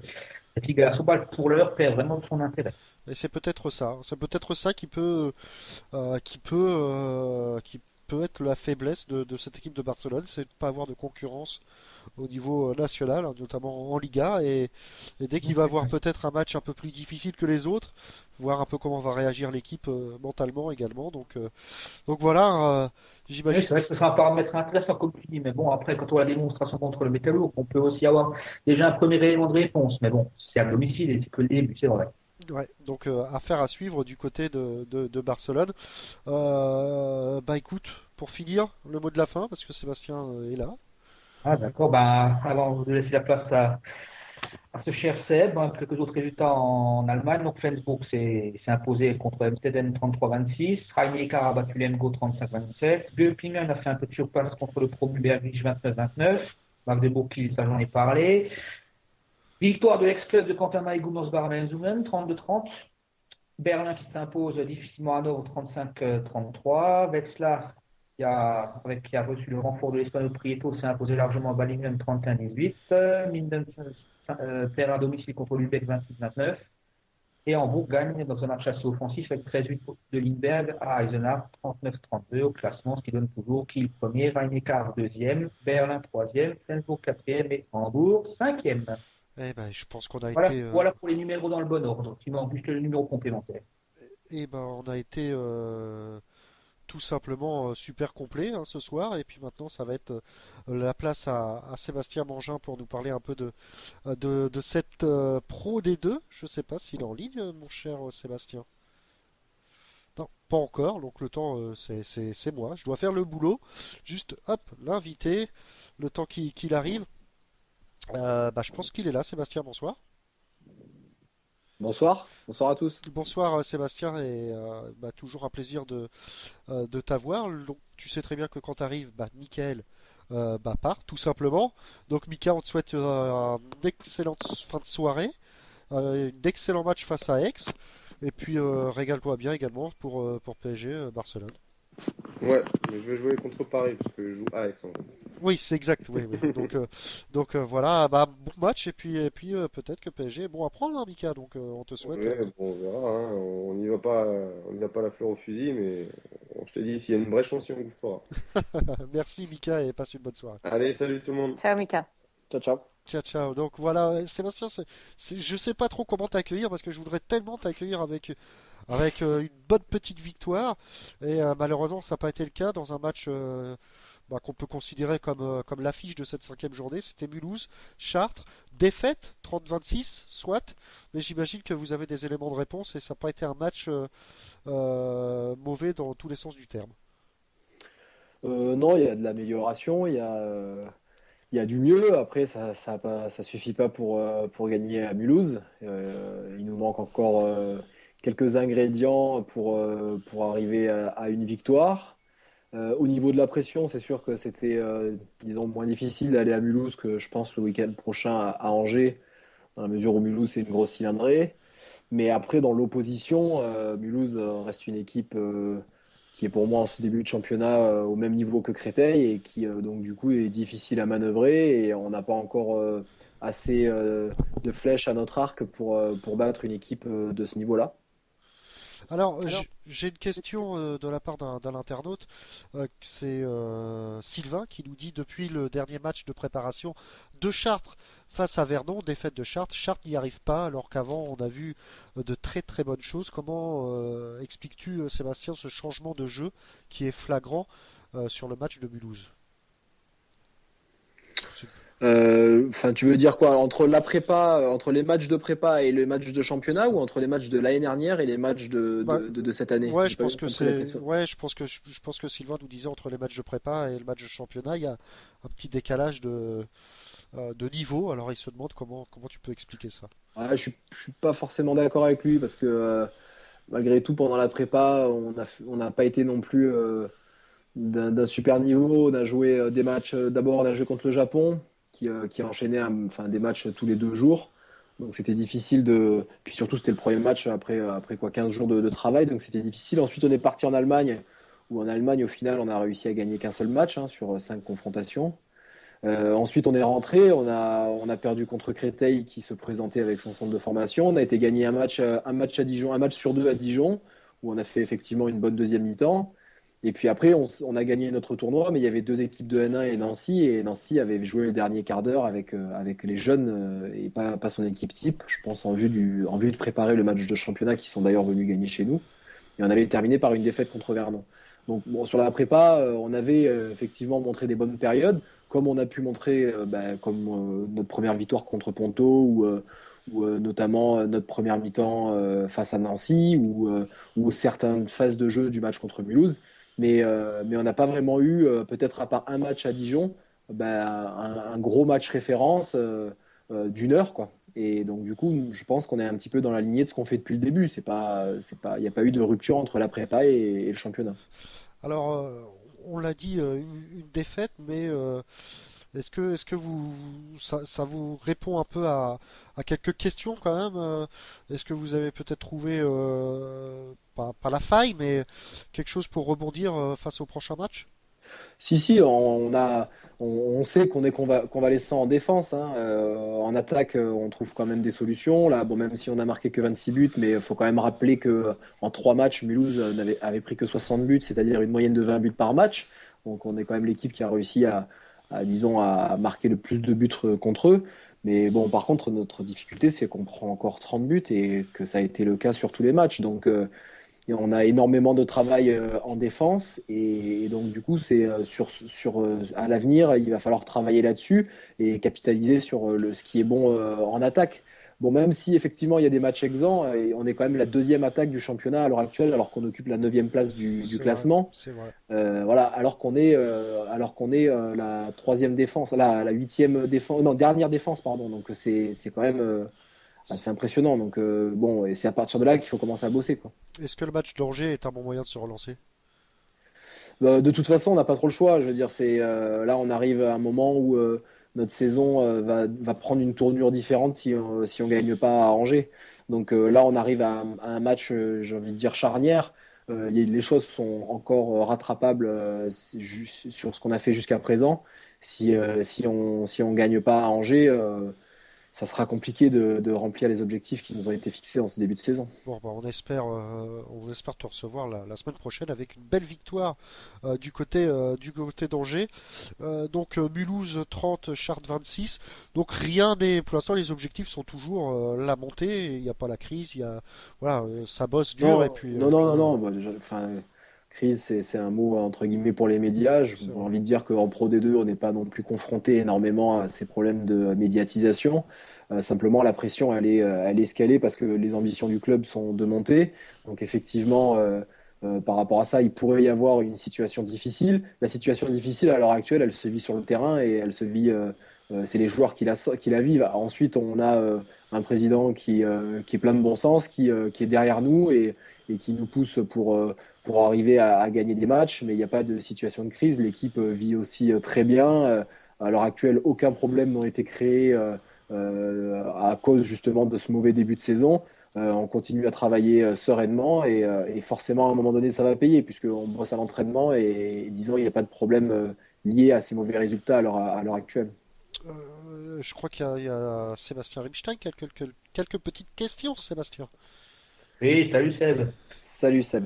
Je me permets juste, non, parce que moi j'étais au match vendredi soir, je me suis pas permis de venir t'embêter, parce que voilà. Mais moi j'avais juste une petite question à te poser. Bon, ça donne déjà quelques éléments de réponse, mais moi j'avais l'impression que quand je regardais notamment pendant les temps morts que Pascal Maillet, j'avais l'impression qu'à un moment, son attitude des fois sur le banc, qu'on sentait que par moment il n'y avait pas trop de solutions pour vous, qui se posaient pas mal de questions. Est-ce que c'est aussi ton avis ou pas? Non, enfin les temps morts que Pascal prend lui, hein, qui sont pas pris par l'équipe adverse, c'est souvent parce qu'il a un changement défensif ou des consignes offensives à nous donner pour essayer d'enrayer souvent une mauvaise passe, parce que souvent on prend des temps morts sur des temps faibles. Après sur des temps morts pris par l'adversaire, s'il n'a pas forcément quelque chose de spécial à nous dire, il fait passer des consignes individuelles et essaye, si ce temps mort est pris sur un temps fort pour nous, et d'appuyer, de continuer là où ça fait mal. Mais non, enfin si, les temps morts sont toujours constructifs jusqu'à présent. D'accord. Non, parce que j'ai surtout trouvé, bon, ça c'est mon opinion toujours, qu'en début de seconde période, c'était vraiment dans le dur, notamment offensivement. Je trouve, comme tu dis, que ça tournait bien, et les passes étaient bonnes, etc. Ça jouait sur un certain rythme, mais que vous n'arrivez pas à trouver de solution franche face à la défense, puisque Stojnovic a quand même fait un bon match, tout comme Graovac, mais je trouve surtout que certains tirs, entre guillemets, vous l'avez fait un peu briller quand même. Oui, non, c'est sûr. Après, bon, c'est difficile de trouver de la bonne carburation en ce début de saison, un peu comme je le disais la semaine dernière. Tout ce qui paraît habituellement simple devient compliqué quand on est un petit peu en manque de confiance. Je pense que essentiellement, ce qui nous manque à l'heure actuelle, c'est de la confiance pour se lâcher un petit peu plus. Et ça, c'est dû effectivement à la pression eu égard aux objectifs qui ont été fixés par le club. Donc à nous de nous lâcher. Je pense qu'une petite série de victoires ne nous fera pas de mal, mais il faudra pas oublier non plus que les résultats et l'objectif, il s'atteindra en fin de saison. Donc cette pression, on l'aura tout le temps sur les épaules. Donc il faudra être efficace tout au long de l'année. Et c'est un petit peu ce qui nous manque à l'heure actuelle. La défense, effectivement, la défense de Mulhouse nous a posé des problèmes, mais comme je le disais jusqu'à présent, c'est une des meilleures défenses du championnat. C'est la meilleure défense du championnat. Donc c'était à peu près, enfin c'était pour moi normal qu'elle nous pose des problèmes. Moi, je pense réellement qu'on a manqué d'efficacité défensive plus qu'offensive sur ce match-là, même si effectivement, si on avait mis 31 buts, on serait sorti vainqueur de ce match-là. Un petit mot sur Sébastien Ostertag, ça tient toujours, pas de soucis, pas de pépins. Ouais, il est toujours. C'est une bonne nouvelle, ça, quand même. Ouais, il est toujours enfin, tout va bien, il s'entraîne, il joue. Donc voilà, après, effectivement, l'année dernière, il a disputé que 5 matchs. C'est vrai. Donc voilà, il faut qu'il revienne progressivement. Et puis bon, de toute façon, Thibaut Carsanti, qui a occupé le poste toute la saison dernière, est aussi présent sur ce poste. Donc c'est un joueur qui a toujours été présent, qui est efficace. Donc ils se partagent le poste tous les deux, quoi. Avant de continuer un peu sur les autres matchs, parce qu'il n'y a pas que Mulhouse-Chartres quand même, on va remercier Stéphanie Fernandez qui s'absente un peu plus tôt que d'habitude. Et on se retrouve la semaine prochaine, Stéphanie. Eh bien, merci à vous. À la semaine prochaine et bonne soirée. Merci, Stéphanie. Ciao, ciao. Ciao, ciao. Alors, Donc Sébastien Mulhouse-Chartres, défaite de Chartres, on l'a dit, 26-30. Il y a une autre équipe aussi qui fait un bon début de saison, c'est Istres, qui allait s'imposer plutôt brillamment sur le terrain de Besançon, 30-22. Ouais, ouais, départ Tony Truant pour Istres qui menait 5-0 à Besançon, grâce notamment à une défense 0-6 très efficace, plus une fois de plus, Alyosha Rezar qui en première mi-temps réussit 12 arrêts à 47% de réussite. Heureusement, du côté de Besançon, Adrien Clerc surnage, mais à la pause, Besançon, sans trop se rendre compte, se trouve à 7 buts 17-10 à la pause. En seconde période, rien ne s'arrange pour Besançon, car Rezar poursuit son festival. Il finira d'ailleurs avec 19 arrêts. Du coup, à la 38e minute, 12-21 en faveur de Istres. Yvain Gérard, ex-Vernonais, et Vieira se charge du scoring. Adrien Clerc, une fois de plus, sauve les apparences. Mais Istres était largement plus fort sur ce match-là et Besançon s'incline à domicile pour la deuxième fois cette saison. Et bon, voilà, ce match, comme j'ai annoncé la semaine dernière, était un match un petit peu test pour Istres. Avec ce match-là, on peut clairement dire que Istres se positionne en candidat tout autant que Créteil pour le titre. Ouais, effectivement, donc belle pève de Istres. Il y a une autre équipe aussi qui enfin gagne, tout simplement. C'est Vernon qui s'imposé et c'est une victoire qui fait du bien. 31-30 du côté de Ponton-Combo. Ouais, Vernon aura dû attendre, comme la saison dernière, la 4e journée pour engranger sa première victoire. Qui a d'ailleurs été obtenu au bout du suspense. Une première mi-temps plutôt équilibrée malgré les difficultés en attaque des Pontellois, mais il s'accroche et arrive à basculer à 13-14 à la pause. Par contre, le début de seconde période est critique pour les Franciliens qui se retrouvent à 6 longueurs progressivement à la 50e minute. Mais au prix d'efforts énormes, les locaux vont revenir à égalité grâce à un jet de 7 mètres d'Alexis Jalamion à 15 secondes de la fin. Reste une dernière attaque à jouer pour Vernon et plus précisément une faute obtenue par un joueur de Vernon, un jet franc exécuté par le pivot sur Sébastien Quintalé qui monopolise toute la défense sur lui et qui envoie un magnifique coup de fou à Miguel Gracia qui marque et qui permet à Vernon de l'emporter sur ce coup de fou. Donc très dur pour Ponto. William Holder aura d'ailleurs des mots assez durs envers le corps arbitral qui reproche en fait de s'entraîner toute la semaine comme des professionnels et puis d'être arbitré le week-end par des arbitres qui ne sont pas au niveau de la Pro D2. Ouais. Donc beaucoup de frustration de la part de l'entraîneur de Ponto et une première victoire pour Vernon. Ouais. Un peu la même frustration qu'avait Mika avec les sœurs Bonaventura. Donc effectivement, il y a des petites paires d'arbitres comme ça qui n'ont pas le niveau, que ce soit en Pro D2 ou en LNH. Il y a encore une victoire à l'extérieur, Sébastien, et ça c'est une belle victoire du promu bordelais qui s'impose sur le terrain de Valence 33-26. Ouais, début de match assez équilibré. Bordeaux semble tout de même être au-dessus dans le jeu, tout du moins. Premier match sur une victoire à Istres sur une victoire à domicile contre Istres pour Bordeaux, qui était Istres qui est actuel deuxième du classement. La seule défaite qu'ont enregistré les Bordelais depuis le début de la saison, c'est Mulhouse, qui est invaincu. Donc Bordeaux présente quand même déjà quelques garanties que les Dromois n'ont pas pu démontrer depuis ce début de saison, ce qui explique sûrement cette supériorité dans le jeu. Fin de première période que va mettre Bordeaux vont mettre tout ceci en perspective avec un premier écart de 5 unités. Et du coup, il bascule à la pause avec 5 buts d'avance. En seconde période, l'écart ne redescendra jamais en dessous de ces 5 buts d'avance. Puis à la fin de la première période, à la fin de la première période. Et puis Valence qui s'accroche, qui bataille, mais qui au final n'arrive jamais à passer en dessous de ces 5 buts, 19-24 à la 44e minute. Et ils ne pourront jamais revenir. Et c'est Kiefer, l'ailier droit de Bordeaux, qui aura inscrit 9 buts pendant ce match, qui, comme un symbole, marquera le dernier but.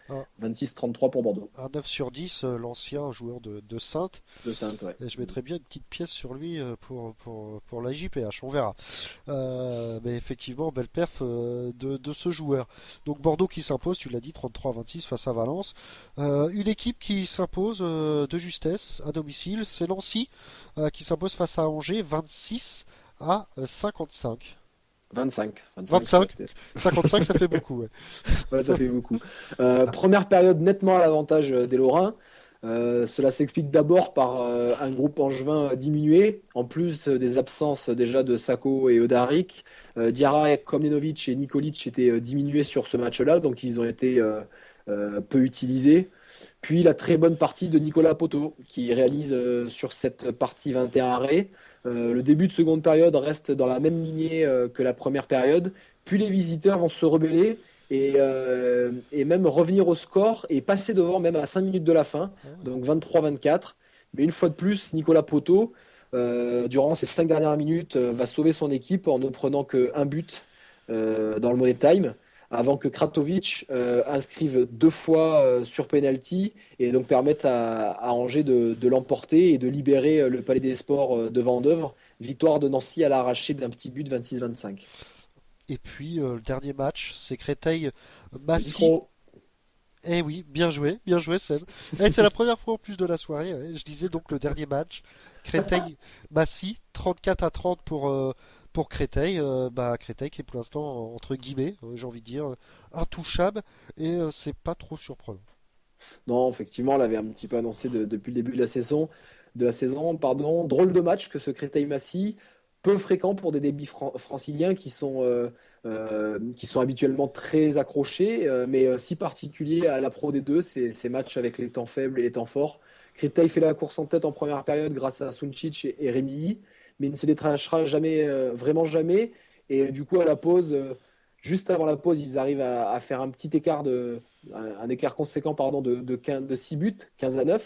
Par contre, le début de seconde période va être catastrophique pour Massy, qui va se retrouver à moins 14, 36 à la 45e minute. C'est quand même assez énorme. Donc à ce moment-là du match, Benjamin Moreau change son fusil d'épaule et bien aidé par un relâchement tout à fait légitime des Cristoliens avec ce gros écart. Cela permet aux visiteurs de revenir, mais le mal était déjà fait. Le public du Palais des Sports, Robert Aubron, peut saluer la victoire du leader de la Pro D2. Et pourtant, pour avoir eu des nouvelles de Pierre Montorier ce week-end, la descente a fait très mal psychologiquement à cette équipe, mais on voit qu'ils sont bien repris dans ce championnat et ils sont bien partis pour monter. Directement, il y aura pas mal de concurrence pour Chartres et pour les équipes comme Ivry, pas Ivry, pardon. J'ai perdu mon classement. Istres. Voilà, Istres Mulhouse. voilà, exactement. Toutes ces équipes Billière également aussi, ouais. Toutes ces équipes qui Et brillent j'ai envie de dire, pardon, excuse-moi, je te coupe, j'ai envie de dire que Créteil a eu quand même l'avantage, j'ai envie de dire, dans son malheur l'année dernière de descendre, de quand même bien finir la saison. C'est vrai. Et on sait que c'est important quand même, parce que même s'il y a une trêve qui vient quand même se placer au milieu de tout ça, entre 2 saisons, c'est quand même une continuité d'une équipe qui finit une saison, qui va repartir sur une saison. Et je me souviens quand même qu'ils avaient quand même eu des bons résultats en cette fin de saison. Ils étaient notamment allés gagner à Tremblay. Ils avaient remporté des matchs à l'arraché chez eux aussi dans le Money Time. Donc ils avaient quand même bien fini, ce qui fait que le groupe restait quand même sur une dynamique assez positive et du coup ce qui leur a permis de repartir avec une frustration positive qui leur a donné les forces nécessaires pour entamer ce début de saison correctement en Pro D2. Ouais, donc clairement, il y aura pas mal de concurrents très très sérieux pour ces playoffs. Il faudra aller les chercher du côté de Chartres pour espérer monter. Ça serait pas mal. Hein. On aura un spécialiste Pro D2 en LNH. C'est original. Sébastien, on va passer maintenant au set de la JPH. On va commencer par justement cette Pro D2 que tu viens nous analyser avec toujours autant de brio, tout simplement, de talent. Donc sur le poste d'ailier gauche pour la 2e semaine consécutive, donc Junior Réo de Massy, qui a quand même fait 12 sur 13, donc c'est assez énorme. Sur le poste d'arrière gauche, Quentin Minel de Créteil, 7 buts. Au poste de demi-centre, ça a été un peu notre bourreau ce week-end, Mehdi Guiri de Mulhouse qui a fait 7 sur 9. Poste d'arrière droit, Marco Kogianin de Ponto qui, malgré la défaite de son équipe, a inscrit 11 buts. Au poste d'ailier droit, tu avais bien vu, Sylvain Kiefer de Bordeaux qui fait 9 sur 10. Au poste de pivot, il réalise un sans faute, Raphaël Baena Gonzalez de Créteil, 5 sur 5. Et enfin, je le disais un petit peu dans mon topo du match Nancy-Angers, Nicolas Poto, l'ancien, j'ai envie de dire, parce qu'on a à peu près le même âge, donc je me permets, on était ensemble en sélection jeune, de Nancy qui fait 21 arrêts. Ah ouais, dans ton topo poteau, là, tu l'as bien géré le truc, c'était difficile à dire. Et puis en 7 LNH, on va voir si on a bien débriefé également, pour savoir un peu qui brique ce set de la JPH. Alors, sur le poste d'ailier gauche, Benoît Doré de Cesson, qui salue notamment l'exploit de Cesson à Montpellier, 10 sur 13. C'est clair. Sur le poste d'arrière gauche, Jérôme Fernandez, 7 sur 10. Au poste de demi-centre, Morten Olsen, 11 sur 15, qui truste ce poste-là depuis maintenant plusieurs journées. Sur le poste d'arrière droit, Jordan François-Marie de Célestat, 8 sur 13. Au poste d'ailier droit, malgré la défaite de son équipe, Gaïch fait 11 sur 13, donc l'ailier droit de Montpellier. Au poste de pivot, Igor Anic, 6 sur 8 de Cesson, qui a fait un super match malgré les zones imaginaires qui lui ont été sifflées, notamment en fin de match. C'est vrai. Et au poste de pivot, Yann Gentil. Voilà, donc effectivement, il y a quand même beaucoup de Cessonnais, mais c'est quand même assez rare d'aller gagner à Montpellier. J'en sais quelque chose. Donc du coup, Yann Gentil, 18 arrêts de Cesson, qui est aussi dans le set de la semaine. Alors, juste avant de nous quitter, un petit mot, Sébastien, on parlait un peu des chances qu'a Paris, ou pas, de l'emporter face à Barcelone. Est-ce que tu crois que c'est possible sur ce match qui arrive? Oui, je pense que c'est possible. Maintenant, Paris va devoir faire un match plein, ce qu'ils ont eu du mal à faire en Ligue des Champions depuis le début de la saison. Et pour avoir vu le match ce week-end contre Skopje, voilà, la fin de match a été difficile. Malgré des joueurs qui marchent bien individuellement, comme Ike Hansen, tout ça, et qui sait aussi être présent sur les gros matchs, la difficulté pour eux va être de faire un match plein, parce que si jamais ils ont deux, trois temps faibles pendant ce match, Barcelone, pardon, est une équipe tellement rodée que voilà, ils prendront le bouillon et ce sera difficile de revenir. Maintenant, bon, on le sait, ils ont les joueurs individuellement pour le faire, mais je pense que c'est peut-être un peu trop tôt dans la saison pour espérer un exploit de Paris. L'année dernière, il y a 2 ans, Chambéry avait battu au phare Barcelone, mais à ce moment-là, Chambéry développait un jeu collectif à l'heure actuelle, Paris ne développe pas encore. Ouais, effectivement, donc affaire à suivre, ça sera dimanche. Paris-Barcelone, donc un bon test pour Paris quand même, parce qu'on est un peu dans l'inconnu avec cette équipe capable de tout, donc affaire à suivre. Bah écoute, je pense qu'on a été complet sur l'ensemble des résultats. Juste un petit truc. Oui. La semaine prochaine, il y a quand même Istres, Créteil en Pro D2. Effectivement, Voilà, donc un choc qui rappelle la c'est LNH vrai. et qui surtout opposera l'actuel premier contre l'actuel seul second du championnat de Pro D2. Donc c'est le choc de la 6e journée. Et c'est un choc qui, il y a encore peu de temps, était en LNH. Donc voilà, un choc et un gros test pour Istres qui reçoit la grosse cylindrée. Donc je pense que si jamais Istres gagne ce match, déjà que le match contre Besançon, ils ont frappé un grand coup. Je pense que là, s'ils battent Créteil, ils frapperont encore un grand coup. Et donc, du coup, ils ont tout mon soutien parce que bon, j'ai eu la chance de jouer 4 ans à Istres et donc, du coup, j'ai encore une partie de mon cœur qui est encore là-bas. Ouais, et Voilà. tu fais bien de le préciser, c'est vrai qu'on n'a pas parlé du calendrier, mais là, c'est pour un choc, ça va être quelque chose. Donc, on va peut-être en savoir un peu plus sur le futur vainqueur de cette équipe, tout simplement. De Créteil ou d'Istres, donc deux grosses équipes qui prétendent à être champions de Pro D2. Ouais, tout à fait. Et donc affaire à suivre et ça sera le week-end prochain. On l'a dit, Chartres se déplace à Angers, donc pareil, il faudra la victoire là ce coup-ci. Pas le choix, autrement lundi, Seb, je sais pas, tu viens pour la LNH, par exemple. Non, non, il faut une petite Ouais. victoire. Ouais. Bah écoute, on a été complet sur l'ensemble des résultats nationaux et internationaux, hein, grâce à Sébastien Ribstein notamment. Et on remercie nos deux invités qui étaient Quentin Eman et Benjamin Havgour. Et c'était super sympa de les recevoir. Je remercie Stéphanie Fernandez et Michaeli qui nous ont quittés un peu plus tôt que d'habitude. Et puis je remercie aussi Sébastien Ribstein. Merci Sébastien. Merci à vous. Toujours un plaisir de t'entendre avec ton accent d'Alsace. Donc tu as été content de recevoir Quentin, j'imagine. Oui, Quentin était aussi très très content d'avoir participé à cette émission. Eh ben, on va suivre un peu l'actualité aussi de son futur à Célestat ou pas, tout comme Benjamin qui nous dira s'il continue à Dunkerque ou pas, dernière saison pour le Néo international, tout simplement. Et puis je remercie également Sébastien Mangin, je sais que ça n'a pas été évident de parler de Chartres quand ça va mal, et tu le fais avec ton professionnalisme qui te caractérise. Bah, merci Sébastien et au plaisir. Merci, c'est gentil. Il y aura des jours meilleurs. Il y aura des jours meilleurs. Ouais, on l'espère. Et puis un jour, faudrait penser à inviter aussi ton coach pour savoir un peu pour quand ça ira mieux, parce qu'on va pas l'appeler quand ça va mal, mais quand ça ira mieux, on va le laisser bosser là tranquillement pour trouver les solutions et gagner le match contre Angers.